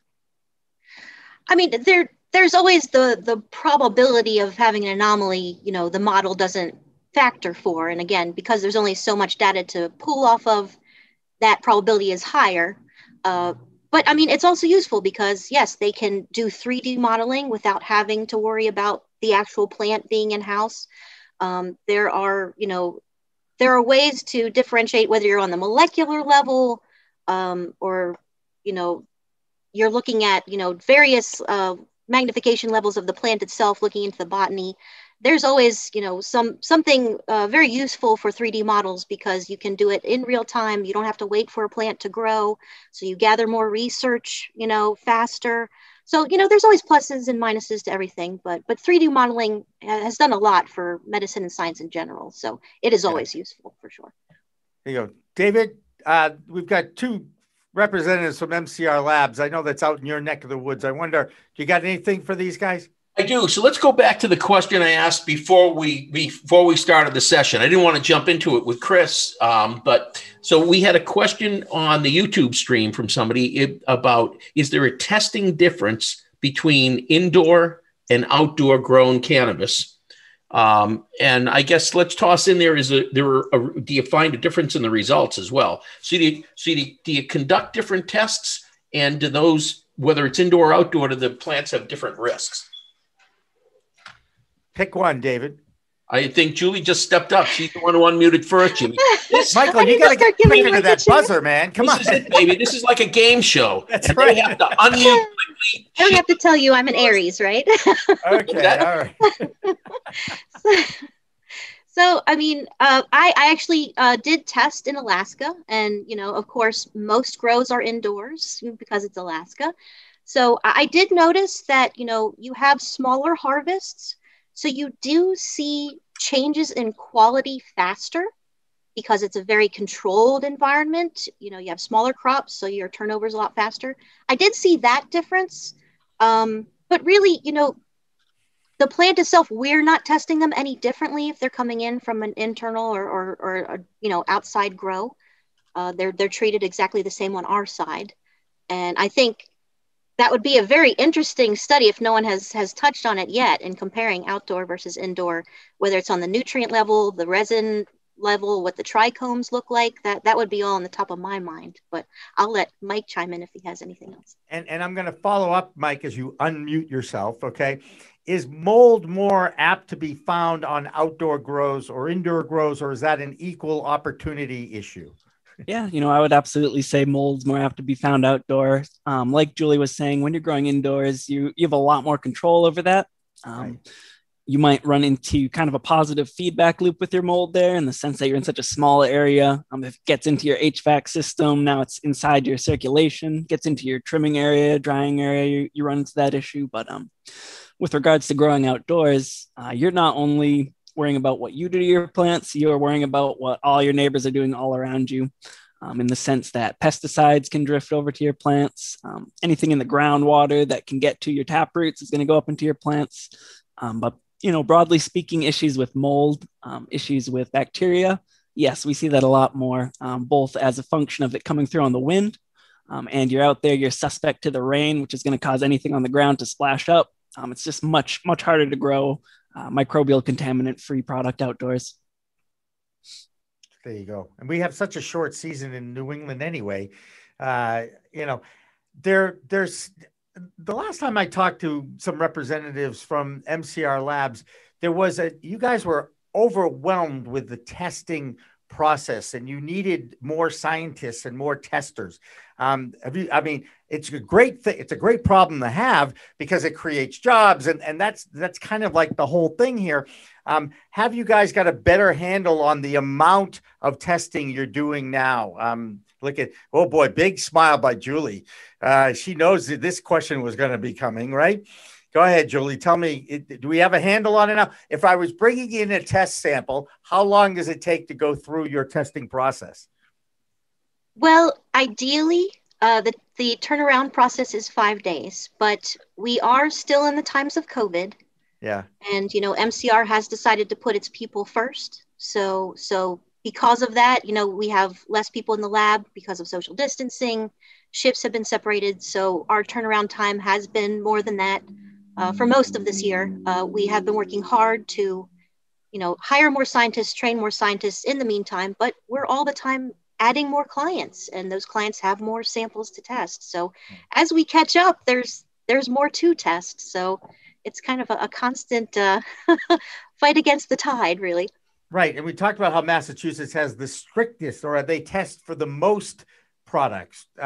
Again, another challenge, not just for you guys in the labs, but also for growers and making sure that their cannabis is compliant, right, Michael? Isn't that still the biggest challenge for anybody in this space? Oh, 100%. Yep. And also in Massachusetts, we have some pretty strict regulations as to how you can even grow your product when you're trying to deal with, say, a microbial contaminant. In the state of Massachusetts, since there's no products that are EPA certified for use on cannabis, you're kind of hamstrung there. So once your problem's in, it's a lot more of a challenge to dig yourself out of that hole in Massachusetts than it would be in another state, I think. Does that mean the Massachusetts stuff is better than any other state? Well, I might have a little bias because I'm from here, but I'm quite fond of Massachusetts stuff. Yes. Okay, because I keep hearing the Maine people are very uppity about that. They believe it's their water that makes all the difference in the world for their grow. And I'll admit, there's been some home grow of Maine that I've partaked in the past few decades, and they've got a pretty good point. I can tell you that. How much of a factor is the water? Because one of the, I don't know if it was Chris or Tim who was on earlier, talked about how the cannabis plant and those roots, they just suck up everything around. It's like a lobster because it's a bottom feeder with everything, right? Is that a good analogy, Julie? In science, they call it phytoremediation. Oh, of course they do. Phytoremediation. I saw that in the crossword. No, I'm only kidding. I love talking to scientists. I learn new words every day. Tell me about it. How does it work? So, it's similar in process. If anybody's ever had an air plant in their office or at home, they know, those clean the air and suck out, heavy metals and toxins. So plants are very good at that. And yes. Plastic, not so much though, right? Plastic is not. No, not the plastic ones. Oh, I think they're leaching toxins. I never have to water the darn thing, so I know I'll never kill it, Oh, I guess it's already killed. It's plastic. Sorry. Plants are very good at that. But the one thing to remember too, there are certain things that plant can't digest. So some plants can and some plants can't. So that's a factor for us to, research into, because if they can't digest it, that means they're accumulating it over time as they suck it in from soil, water, wherever in their environment. Right.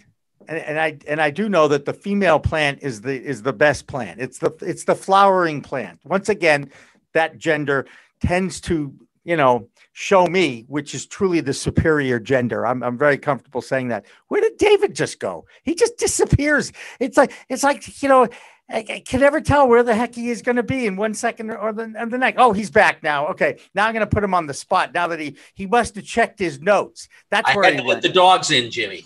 Of course. Well, who let the dogs out? Oh God, I'm sorry. I let the dogs out. I got to let the dogs in. All right. So you got a question for Julie or Michael? Go ahead. If you don't, I don't. All right. The most obvious question I'd like to ask both these people, because I respect the work you guys do more than anything else. And I want to know, what are the biggest challenges that you face in your day-to-day operations? Is it handling the workload more than anything else, Michael? Frankly, handling the workload, we are getting a tremendous amount of samples in all the time. From the scientific end, we are, our greatest challenge is looking at all the new matrices or the new types of samples people send in. People get incredibly creative. I want to say at one point we got a medicated sock sent to us. So that's a very famous MCR Labs story. Yes. I've heard this before. Oh, do share. Go ahead, share it. Go ahead. Frankly, my understanding of it's pretty much that this happened before my time. I'm actually a cultivator. I joined up at the lab about 2 years ago, but the long and short of it is people will try to medicate anything, and that includes footwear and socks. Okay, so I'm going to put CBD in my socks, and what effect is that going to have on my feet? I'm going to have less inflammation in my feet? No, come on, who thought that up? Hey, they get really creative. You want to look at something like THC. Something that might be more cytotoxic. Maybe you have particularly bad foot odor. If you medicate your socks, you might be able to kind of treat that problem a little bit. People get really creative. I think they've smoked too much of their product, Michael. Okay, come on. I get it. What is how long a process is it for testing the flower versus the edibles versus the concentrates? Can you walk us through how that process goes and how long and are there differences between the three? There's got to be, because all three products are different, right? Julie, go ahead. Well, I mean, yes, they're all, well, they all may have different tests required based on how they're processed. The flower, that's natural plant product, so that will, require its heavy metal pesticide, potency, all that wonderful stuff. Whereas concentrates, they have been extracted to become a concentrate, so they're infused with a residual solvent, whether it's butane or ethanol or pentane or whatever. So that's a unique test to that product. And edibles, those are the fun ones because I think that's where most of the innovation happens. I just saw my first infused bread last week. So as far as matrices go, that's the one that's constantly changing. We just validated our low dose cannabis beverage, seltzers and whatnot. We had, to validate how to test that. It needed its own unique method. So yeah, but the process itself, it's broken down by preparing something for that test and running it on those specific machines. Some people just want the required tests. Other people add like terpenes. They may want to know what's in their concentrate or their flower to have a better profile for their product. So that varies too. It just depends on what they need and what they want. But turnaround, that's based on, how busy we are in the lab. That's ideally 5 days. All the tests can be done within 5 days. Mike knows, micros usually are rate limiting step if all the machines are happy. Microbes only grow so fast. So I guess the question then, let's drill down on it a little bit. For an edible, is the edible test longer than the concentrated test, longer than the flower test? How long does it take to go through the actual testing of each product? Is it minutes? Is it hours? Is it, you look at it for a few days? I mean, tell me, I honestly, I have no idea. No, it really just depends on what test it is and which technology it's using. If it's something that is, weighing and the processing itself is very easy. For terpene, a residual solvent, it's a matter of putting it into a sealed vial. You weigh it, you put it into the vial, and it's ready to go on the machine. And each test is different on the machine, varying from, several minutes. I think the longest is 43. For the analytical side, micro's different on their time scale. But then, the processing. So edibles takes a little bit more as far as potency because they have to be homogenized. Weighing gummies and sectioning them, that's a fun day because they're so sticky. But and then sometimes they take additional water. Maybe they need temperature. So yeah, edibles take a little bit more special treatment, I guess you could say. Concentrate and flower is a little bit more straightforward in the extraction side. So do you have to take the gummies and actually somehow liquefy them to test them? So the caveat there on the science process is that we get everything in-house as it is ready to market. So we get the actual cartridges of concentrate that we then literally have to pry apart and pull the concentrate out of the cartridge. So they are ready to go. They're in their serving size, in their serving conditions. So it depends on what it is, but we can't add heat to a degree where we could degrade a cannabinoid naturally. So we do have to watch how we process it.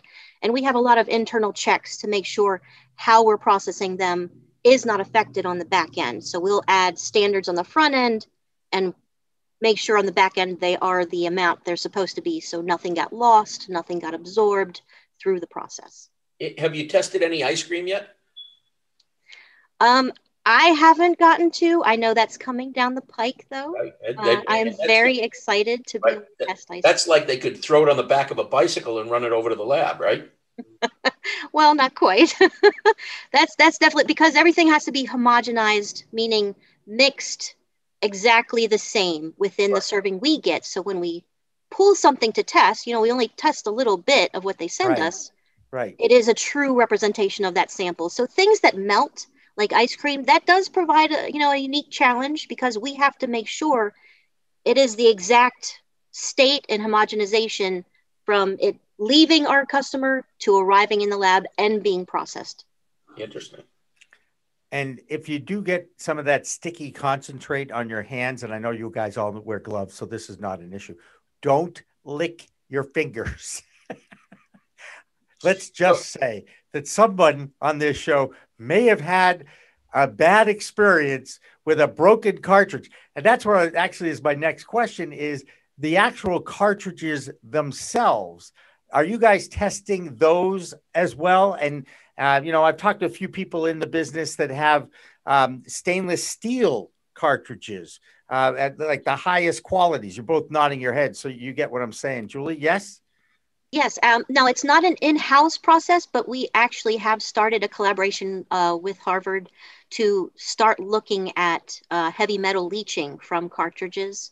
Right. And it's going to be within a public health study extended over time. So we will be collaborating with some academics in that, but we don't have an actual test where people can drop off a cartridge and then we can let you know. Because it takes time, it takes temperature for that leaching to possibly happen. So a brand new cartridge, we're probably not going to get as much out of it as we really need to. Hey, I've got a question for you from the YouTube feed. What is the highest THC level in flower you've ever seen? Personally, the highest I've ever seen back when I was working in cultivation in Massachusetts, I want to say we got a result back that was around 31%, which we were extremely excited about. But like Julie was saying earlier, you really don't want to put all your eggs in one basket in the sense that that entourage effect of the other cannabinoids, the other terpenes can give you a much more, targeted therapeutic benefit or, along those lines. I will tell you, and by the way, that's not your dad's weed anymore. Okay. Just for the second. Okay. Not that I knew this, but I knew it. Okay. So to me, it's about the titration, right? It's about the dosing, right? And to me, it's either 1-hit weed, 2-hit weed, 3-hit weed. You don't need to smoke a whole joint, especially if it's got 31% THC. You won't be able to. And besides, you're going to be wasting most of it because it goes up in smoke, right? Because that's what happens when you actually, inflame a product like that. So again, this is what it goes back to. Do we tax the 31% THC more than we tax the 14% THC? And, do we need more? It's like, how much do you really need to catch a buzz? And and again, let's go back to this. David and I had a heated debate. Is it a medicine or is it recreational? And this is the debate that everybody still has about this product, because even people that go to the adult use recreational stores, the dispensaries, they're saying, I use it medicinally to help me sleep. Isn't sleep like the number one health disorder in our country right now? Nobody sleeps, right? By the way, I have no problem sleeping, just for the record. I could take a nap right now if I wanted to. Anyway, but I guess the point again is, how much do you really need in that plant? And isn't it have an effect? You mentioned the entourage effect, Michael, the effect of the terpenes that steer the THC and the CBD together. It's a group effort, this plant, isn't it? It's a group of chemicals, right? So how much THC is THC overrated? How's that? Michael, is THC overrated? That's the question. What do you think? I'd like to hear Julie's opinion on this as well, but from my point of view, it is a little bit overrated. I'd much rather get that entourage effect personally. Right. And again, do you think they're discussing that at state legislatures, right? This is what I'm saying. Do they even know what the entourage effect is? That boggles my mind. Julie, go ahead. Is the percentage of THC overrated? I do agree that it is overrated. And I do want to reiterate the fact too that our bodies only have so many CD1 and CD2 receptors in them, and the more you use, the less receptors that your body will provide, because they know you have an abundance of it. That's why if you take a break, your body will start producing more receptors, because they're like, where did the THC go? So you're going to waste it in the smoke, but you're also going to waste it in your body, because you're going to hit a threshold to where you've used every receptor you have at that time, and the rest is just not going to be absorbed by your body. But as far as the medicine, do you really need to get? That's the question I've heard many times. Right? Yeah. Right. right? But I do want to give you this little, because you had a heated debate about the medicine. I do use cannabis medicinally myself, and one of my favorite stories I tell people as far as the medicine, I visited a museum, and they had not graphite, but a stone tablet from ancient Sumeria, and etched in stone on that ancient Sumerian stone, it's a recipe for cannabis to help women with menstrual cramps. Was that signed by Jimmy Young? But I mean, there's evidence for thousands and thousands of years that human beings have evolved with cannabis as a medicine. So right. I think we're just now catching up because of the prohibition that we put on ourselves. Absolutely. And look, I am not a female. It's another reason why I have the things that the women have to go through with their bodies just to be able to reproduce if they want to reproduce. Okay. It's unfair. That being said, it's an unfair burden. Okay. Let's just say. But we all know that if men got their periods, we'd never have children, right? There would be no kids in the world because we would not want to put up with it, right? David, are you there? You agree? But I'm not stepping into this puddle. I'm here to talk about weed and labs. All right, that's fine. That's fine. Where's the future going, guys? What are we going to learn in the next? Let's just go into the crystal ball, and let's say the federal government that is now run by a Democrat will actually live up to what their campaign promise said and decriminalize the plant. Okay. This would be a great thing, let's just say, for a lot of people in this business, and then leave the laws up to the states. Each state can have their own little fiefdom in their state. But more importantly, the research, the banks get involved. We start to actually get research grants. How exciting is that going to be for the science community that you can actually start to look at the effects of an edible concentrate and flower on PTSD or anxiety or depression or any of these other diagnoses that allow you to get a medical card? How excited will you all be as scientists if you know that, hey, the candy store is open now for research? Michael? Yeah, to be frank with you, I'm a plant nerd before anything.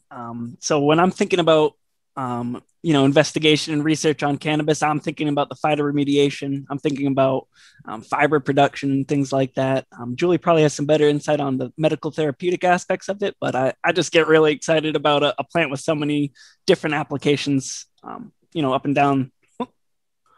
Yep, I get you. All right, Julie.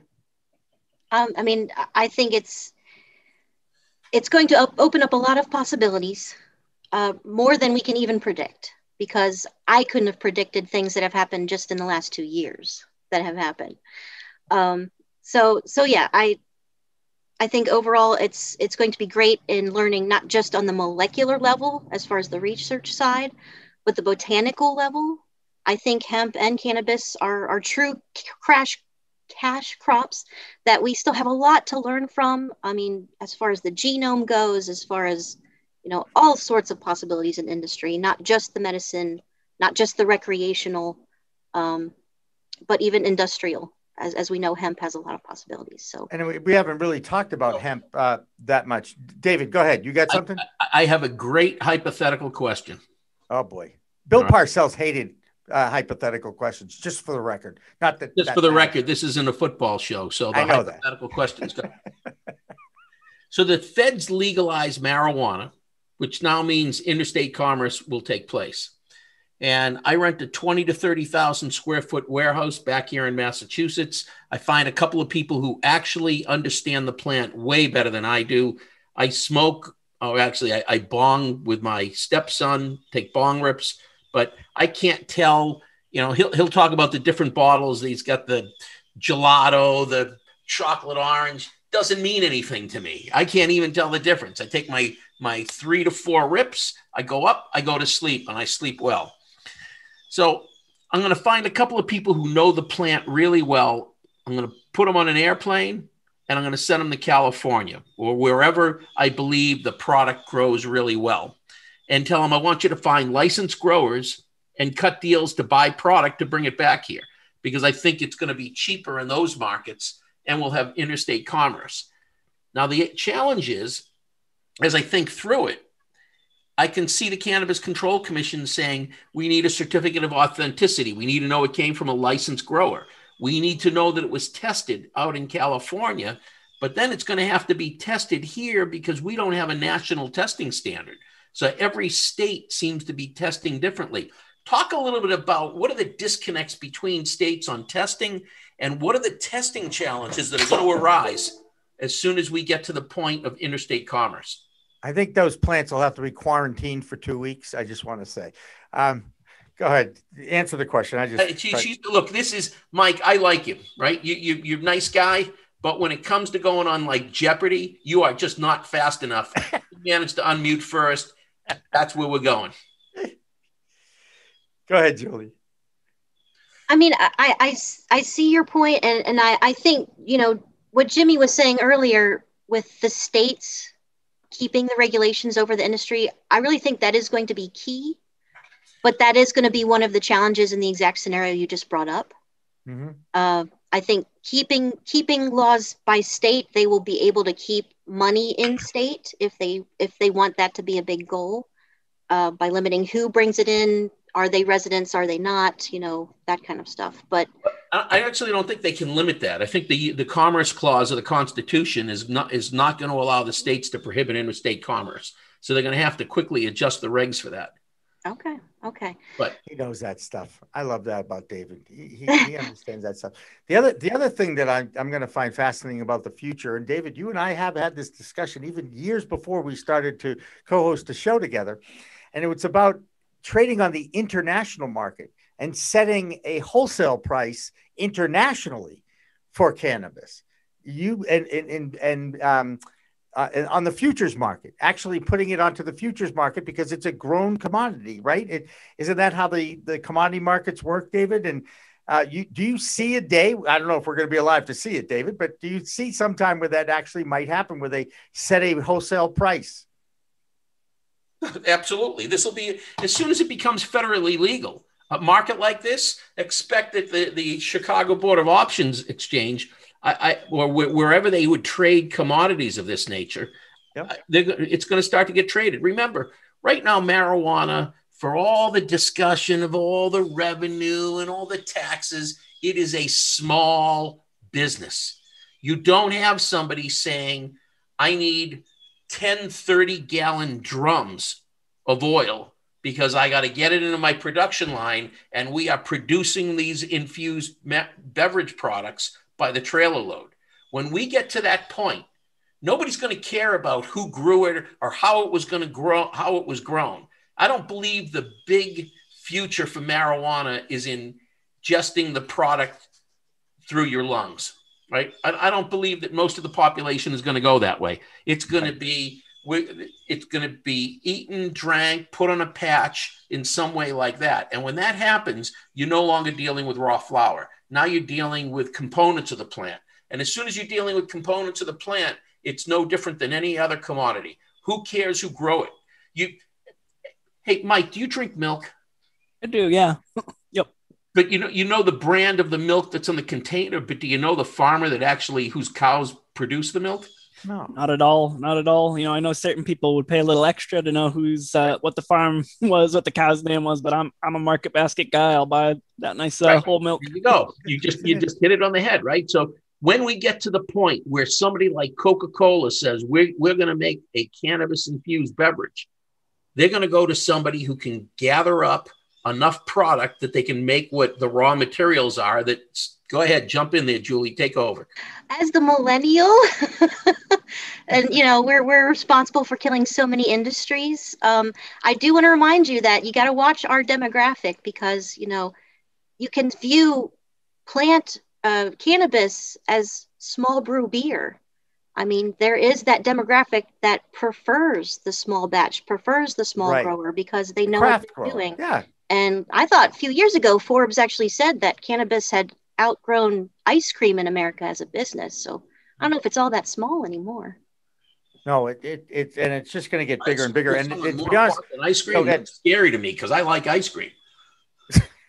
I want to get back to hemp for a second because we haven't talked about hemp. And I'm going to, again, because hemp is defined as 0.3% THC. And I do know that in Massachusetts, there's been a lot of controversy about the outdoor growing of hemp. And some of these farmers in Massachusetts are very upset because they just can't find the crop for themselves because of what is being tested on this hemp. Are the tests for hemp as far as pesticides and the list as restrictive for hemp as it is for THC cannabis? Julie, same testing? I mean, it's regulated differently. So I'm going to say the processes might be similar in the long run, but because they're regulated by two different agencies, I know back in Alaska, the Department of Agriculture had just taken over hemp, and their regulations were actually more stringent than cannabis in the state. So I think that is a factor, who's regulating and how strict they are and what they want as far as limits may very well be different. Do you have a percentage of how many products you test fail as far as hemp goes? Oh, see, I don't think we're really allowed to test hemp in our lab. I know we've a hemp lab starting, I think, in Pennsylvania. Mike, correct me if I'm wrong. Isn't that where the socks came from? It is still considered completely separate from the cannabis lab. Didn't the socks come from Pennsylvania? Wasn't that the story? Your Pennsylvania lab picked up the socks that had hemp, that had CBD in it or something? Possible. They get a lot of really unique stuff down there. Dog food, beef jerky. Putting CBD in beef jerky and dog food. Yes. Okay. Who knew that this was going to happen? The Waldos are turning over right now. They're just like, what is going on with our little product? That's what we did. Jimmy, can I throw a quick comment in? Just a comment. David. Everybody's agreeing with you, by the way, in the chat. You're like a hero. Looking at the chat. So Dan Finkley suggests the Constitution of the United States was signed on hemp paper. Just throwing that out there. That's true. I knew that, actually. Yep. And I think it was John Dvorak who taught me that, who's got the Traveling Hemp Museum. It is amazing to me that in 2021, we're sitting here in 4 different locations all over the state of Massachusetts, and we're openly talking about hemp and cannabis as a viable entity. It's now become an essential business in many states. It survived the pandemic as far as being a legitimate business that was sustained and kept going, except in Massachusetts, under the but that's another story. But the medical program maintained itself in Massachusetts, so I will continue to wave that flag. It's just amazing to me that we're still talking about it, and yet we're still scratching the surface of the knowledge about this plant. Michael, you're a botanist, right? You studied your plants and stuff. I'm still amazed that you can dictate the DNA of the plant and how it is going. It is a live thing. I get it. I mean, I really do. It's one of the reasons why I don't want the responsibility of growing it, because I am afraid I will not grow it effectively. And then I will have to deal with the death of my plant. And I barely got through the hibiscus plant that I had to put down this winter. Okay. So, I guess my feeling is, where are we going with this? How much research, what are we going to discover inside this plant that we don't know now? Any ideas on that? What are we going to discover? Is it a cure for cancer? Is it a cure for the spectrum? Thank you. Autism, right? I mean, is that inside that plant somewhere? That's an incredibly complicated question. I know, that's what we've been saying as well. It affects everybody differently. So that's kind of the main takeaway there. I think we're going to see a lot of really interesting things as far as the discovery of new cannabinoids. I want to say it's THCB or THCP that they found recently that it's actually a naturally occurring cannabinoid that's something like 3 times more potent than the standard THC. I just think actually doing the research is going to be amazing. The amount of breeding and things that people are doing to produce these different genetics, these different combinations, it's really almost limitless in my mind. Look, you know what? You guys are all younger than me. David's still a little younger than me. You know, your future is very bright in this industry. How do people get, by the way, I think one of the most important things that we can share with our audience is the fact that if you are a home grower, you can take your samples to MCR Labs and have it tested, right? That's a service you guys offer. There's a fee of, I don't know, it's between $50 and $100. Somebody in the ballpark there, right? I'm just throwing it out there. Julie, am I right? Yes, depending on what they want done, how many tests they want. Yes. Okay, so that to me is great. Where is MCR Labs? Where can they find it? Obviously, I'm guessing because of COVID, the best thing to do is to go online and do the info ad or whatever first, right? Yes, we have a service that can pick up samples. We also have appointments. We want to protect our staff and everyone who visits. So we do have appointments that are separated by time. So everyone that comes in drops off samples in the lobby. We decontaminate after they leave. So everyone's kept safe. So yeah, it's very regulated and controlled, but we are open to anyone bringing us samples if they want them tested. There you go. And do they ask for Julie? Do they ask for Michael? Is Sohan still there? Sohan is still there. Yes. Good. They don't have to ask for anyone in particular. We are well-oiled machines, so they'll be moved through the system and they'll see us eventually. And you're based in Metro West still, right? Yes, Framingham. Right around the corner from David Rabinovitz, right, David? Yeah. Yep. Okay. I've been in their lab. There you go. And Mike, I have to ask this question just because, you know, your last name in Boston, as you know, your last name is very recognizable. You know, I grew up in the 60s with the Big Bad Bruins, and Phil was one of my favorite players. You're not a relative, though. Am I right? Well, you know, my dad is named Phil Esposito, and we do all play hockey, but it's not that one, no. Oh, that is so funny. How cool. Does he ever come to visit in Massachusetts and make a reservation on Phil Esposito and everybody goes gaga? Yeah, honestly, I think my dad's actually gotten a few calls where it's like, oh, they think they're talking to the famous professional athlete. And he's like, no, I'm a general contractor, but thanks. That's all right. That's right. And of course, there's a Tom Brady out there too. I know that for sure. But anyway, Mike Esposito and Julie Martellini from MCR Labs, I so appreciate you taking the time on a Friday afternoon to join us and enlighten us about the intricacies of this amazing plant. Thank you very much for having us. Yes, thank Absolutely. you. This was fun. And remember, right after this show, we do run our Weed Talk News this week. We've got 6 correspondents with reports from Illinois and Michigan and Vermont, DC, New York. And please stay tuned to watch that. Remember, it's a whole new world of weed out there, everybody. Use it responsibly. What'd you say, Dave? Use it responsibly. Thank you, David. That's exactly my sidekick part, Jimmy. Use it. My contract says I get at least one comment a show.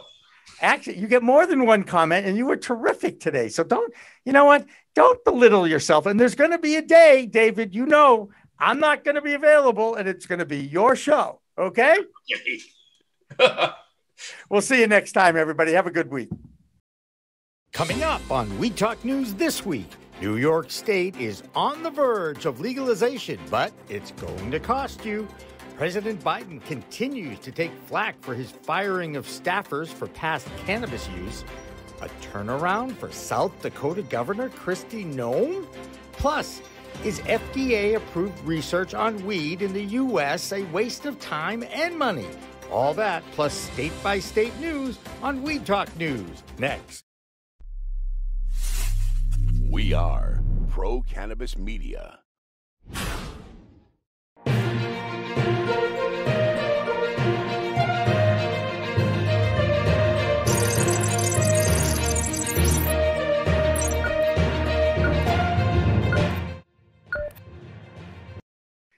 Hi, everyone. Welcome to this week's Weed Talk News. I'm Jimmy Young from Pro Cannabis Media. You know, every week we get reports from all over the U.S. about all the cannabis news from state to state.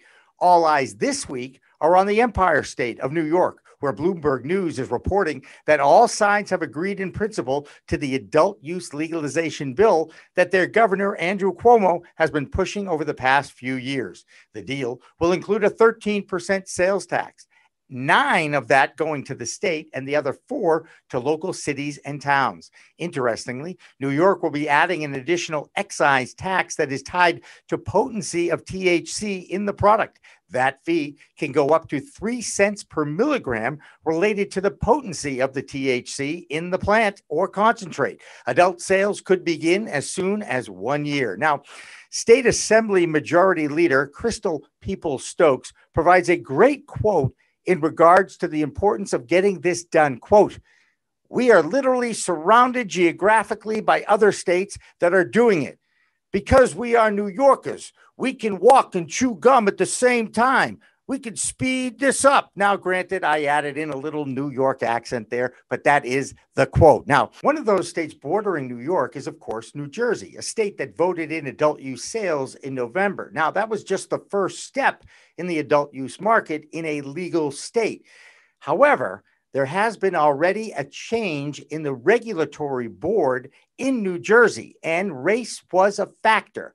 Tara Masu Sargenti is our New Jersey correspondent, and she explains. Tara? From pressure from the NAACP, Governor Murphy took back one of his appointees, William Wallace, from the UCFW union, who's been very supportive of cannabis, and is replacing him now with Charles Barker, who is a former aide to Senator Cory Booker, and also a member of Reverend Al Sharpton's National Action Network. Now, this happened, the reason they were pressuring him is because there was a promise within the legislation to appoint someone from a national or state branch, from a national organization with a mission of studying, advocating, or adjuncting against the historical oppression of minorities. Okay, so they had not fulfilled that promise. So by appointing Mr. Baker to the board now, they have completed that, and we can now move forward. One state that's already setting sales records in cannabis is Michigan. That's where you will find Rick Thompson with some of the details. Rick? Yes, I'm Rick Thompson from MICBD with this week's Michigan report for Weed Talk News.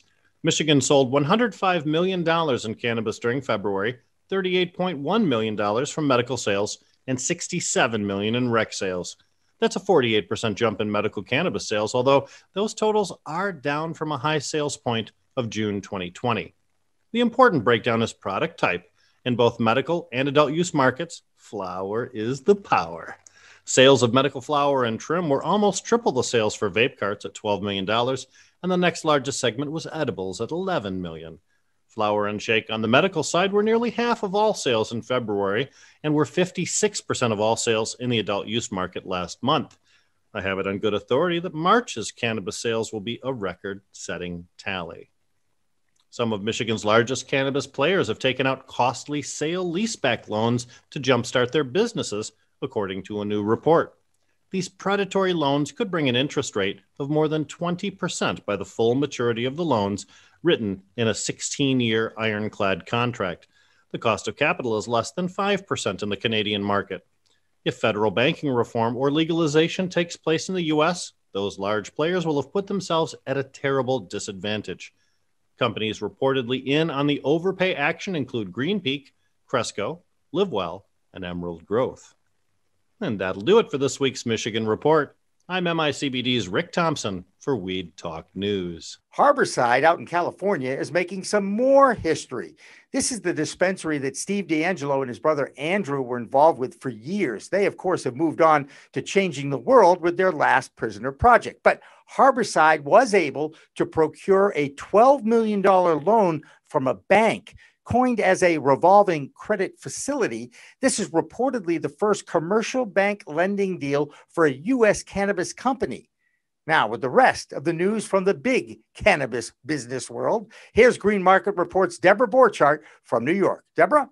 Earnings season is underway as some of the biggest industry names reported fourth quarter and full year numbers. Trulieve announced its revenue grew 111% to $168 million. This beat the average analyst estimate. And for the full year, the company delivered revenue of $521 million. Cresco Labs delivered revenue for the fourth quarter of $162 million. They reported a net loss in the fourth quarter of $23 million. They did beat analyst estimates as well. And for the full year, Cresco delivered revenue of $476 million. That was a 271% increase over 2019. And finally, it was reported that a Manhattan jury found two businessmen guilty of assisting in an elaborate plan to let the California delivery company Ease process transactions without getting flagged by banks. The two businessmen were charged last year with conspiring to defraud merchant banks by tricking them into processing more than $150 million of transactions on behalf of Ease. It's hard to say at this time whether all the dispensaries involved will face any charges. And that's the big news this week. I'm Deborah Borchardt from the Green Market Report for Weed Talk News.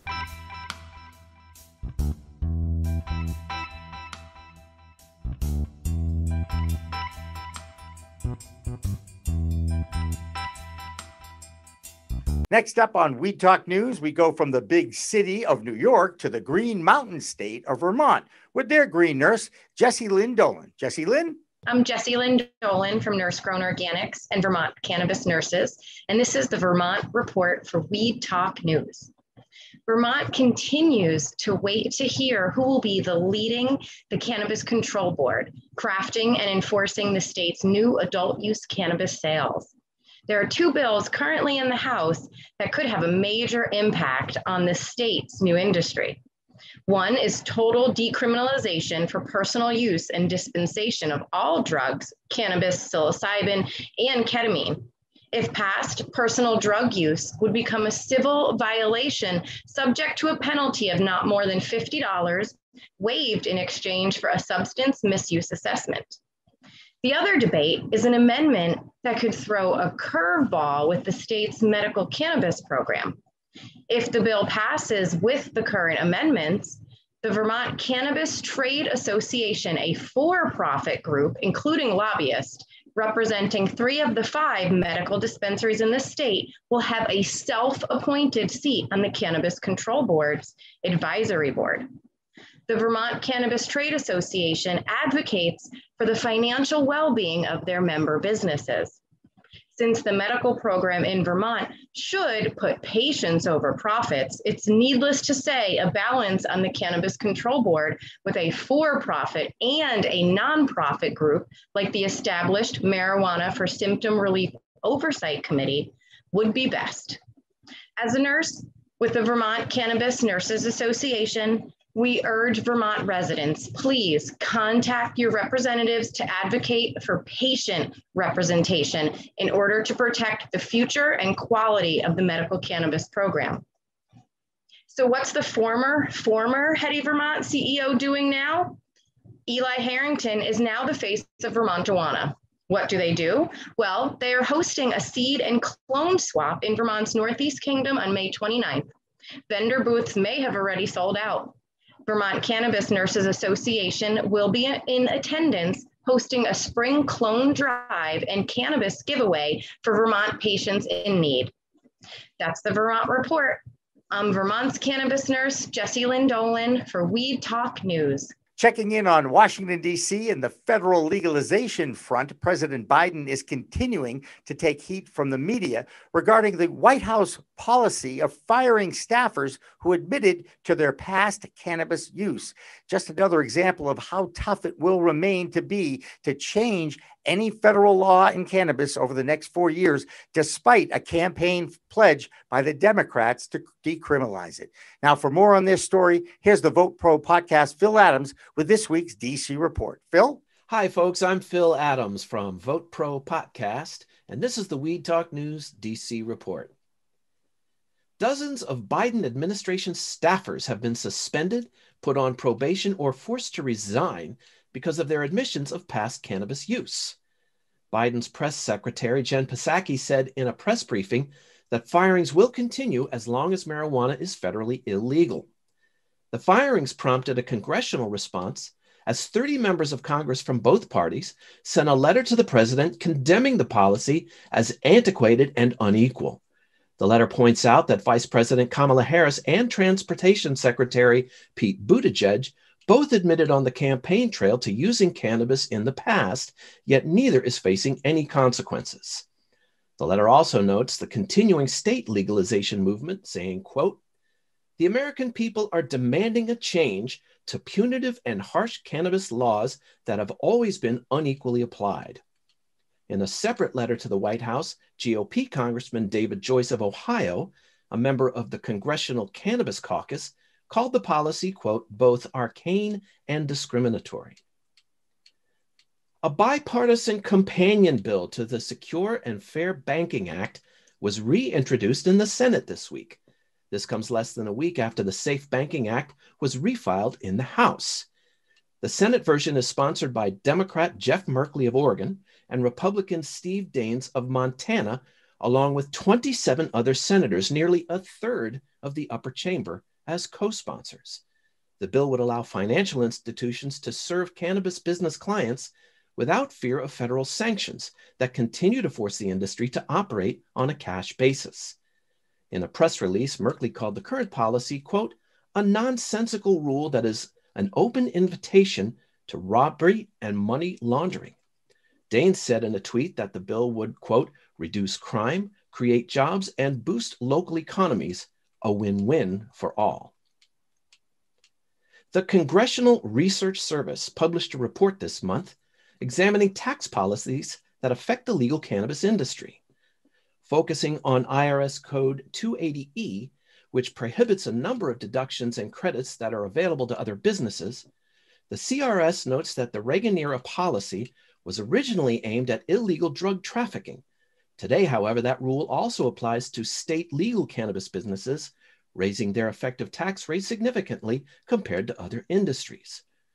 The report notes that many of the current restrictions could change if certain federal reform bills are enacted. Passing the Safe Banking Act, for example, would allow cannabis businesses to file their taxes electronically, alleviating a huge burden on both the companies and the Internal Revenue Service. Last month, IRS Commissioner Charles Rettig told a House subcommittee the agency would prefer not to have to handle such large cash payments. That's the Weed Talk News DC report for this week. I'm Phil Adams from Vote Pro Podcast. In the strange but true category, you'll never believe which governor is now looking to decriminalize cannabis in her state. Sure enough, it's South Dakota Governor Kristi Noem, who is introducing decriminalization reform for cannabis in her state. Now, this is the same governor who tried to stop the will of her constituents after they approved both medical and adult use of cannabis at the ballot box in November. Now, she wants to limit home grow to 3 plants per adult instead of the 6 plants that South Dakotans for Better Marijuana Laws has proposed. No such issue in Canada. That's where MJ Biz Daily international reporter Solomon Israel covers that weed beat. Here's Solomon's Canadian cannabis report. Solomon? I'm Solomon Israel from Marijuana Business Daily International, and this is the Weed Talk News Canadian Cannabis Report. Retail sales of recreational marijuana in Canada fell in January, down more than 5% from December. Total sales for the month were nearly 283 million Canadian dollars. In 2020, Canadians spent 2.6 billion Canadian dollars on regulated adult use marijuana. The province of New Brunswick has finally decided not to sell off its government-owned cannabis retail monopoly. New Brunswick started taking private sector bids for the network of 20 Cannabis NB stores in 2019, but now that Cannabis NB has delivered profits for 4 quarters in a row, it will remain in government hands. And federal cannabis regulator Health Canada is launching a review of fees levied upon cannabis producers. Those fees include application fees and fees for security clearances, as well as fees for import-export permits and an annual regulatory fee. The federal government also collects excise taxes from Canadian cannabis growers. You can read those stories and more at mjbizdaily.com. I'm Solomon Israel for Marijuana Business Daily. This week's factoid, courtesy of MJ Biz Daily's Factbook. Did you know that for every single dollar that is spent in the legal cannabis market, $2.50 gets injected into the economy? That fact and more available in the MJ Biz Daily Factbook, available on their website, mjbizdaily.com. We have a new member of the Weed Talk News correspondent staff. It's actually the executive director of the Illinois chapter of NORML. Her name is Margot Vaselli. Here's her Illinois report for today. Hi, my name is Margot Vaselli from Margowana with this week's Weed Talk News report for Illinois and the Midwest market. Illinois craft growing scoring is far advanced in the dispensary licenses. As growers applicants average spending $10,000 a month to maintain properties and its employees, state legislators are optimistic that the rollout will be a lot smoother than the dispensaries. Michigan recreational sales are replacing medical. As expected, recreational sales are beating out medical sales in Michigan. Last July, it was reported with $52.1 million in sales. Last month's report showed $38.1 million. Illinois dipped below its January and December sales numbers last month for a total of $110.3 million. Delta 8 products are on the rise, but are they as safe as they seem when they are almost identical to the federally regulated Delta 9 products? Hemp processors have been extracting Delta 8 to produce products that create a high and exist in a federally legal gray zone. Entrepreneurs are excited, but also show concerns with the legalities. That's the Illinois report. I'm Margot Vaselli from Margowana for Weed Talk News. Finally tonight, a great example of why cannabis research in the United States is so frustrating. Now, you know, the only weed that's officially allowed to be tested in this country is grown at the University of Mississippi. The weed there has between 8 to 12% THC, the intoxicating chemical in the plant. Now, in most legal states, the THC percentage is much higher in the 14 to 25% range. So when Dr. Sue Sisley, a respected researcher from Arizona, started to look at treating PTSD with cannabis grown at the Old Miss facility, many cannabis advocates were hoping that the anecdotal evidence would be supported by this research. Well, it didn't really work out that way. 76 veterans who were diagnosed with PTSD were given a mix of cannabis with THC levels between 8 to 12%, and some were given a placebo. The study concluded that the vets who got the THC weed from Mississippi and those that got the placebo saw very little difference in effect. Now, this study took 7 years to get approved by the FDA, 3 years to conduct the study at a cost of $2.2 million. Right now, this is the only way the FDA will approve a study into the medical benefits of cannabis. So once again, if you really want to study the effects of a product on PTSD, get a good product first, so that study isn't a waste of time and money. That's Weed Talk News for this week. I'm Jimmy Young for Pro Cannabis Media. Remember, it's a whole new world of weed out there. Use it responsibly. PCM TV is supported by Salient Systems, a world leader in video management security, and by Revolutionary Clinics, a medical dispensary where the patient comes first, and by Accounting Buds, your #1 CPA specialist for the cannabis industry. Hi, I'm Ben Shire, New England rep for Salient Video Management Systems. Let me tell you what makes us different in the security space. We're your trusted advisors for all your security needs. I know how complicated the regulations are in cannabis, and working with Salient Systems will be the polar opposite of that. I give free consultations and will walk you through every step of the process so that you can get what you need at the price you can afford. We're robust, we're simple and scalable. We're Salient Systems, your solutions to all your security needs. Please contact me at the information below, and I'm looking forward to being your trusted advisor.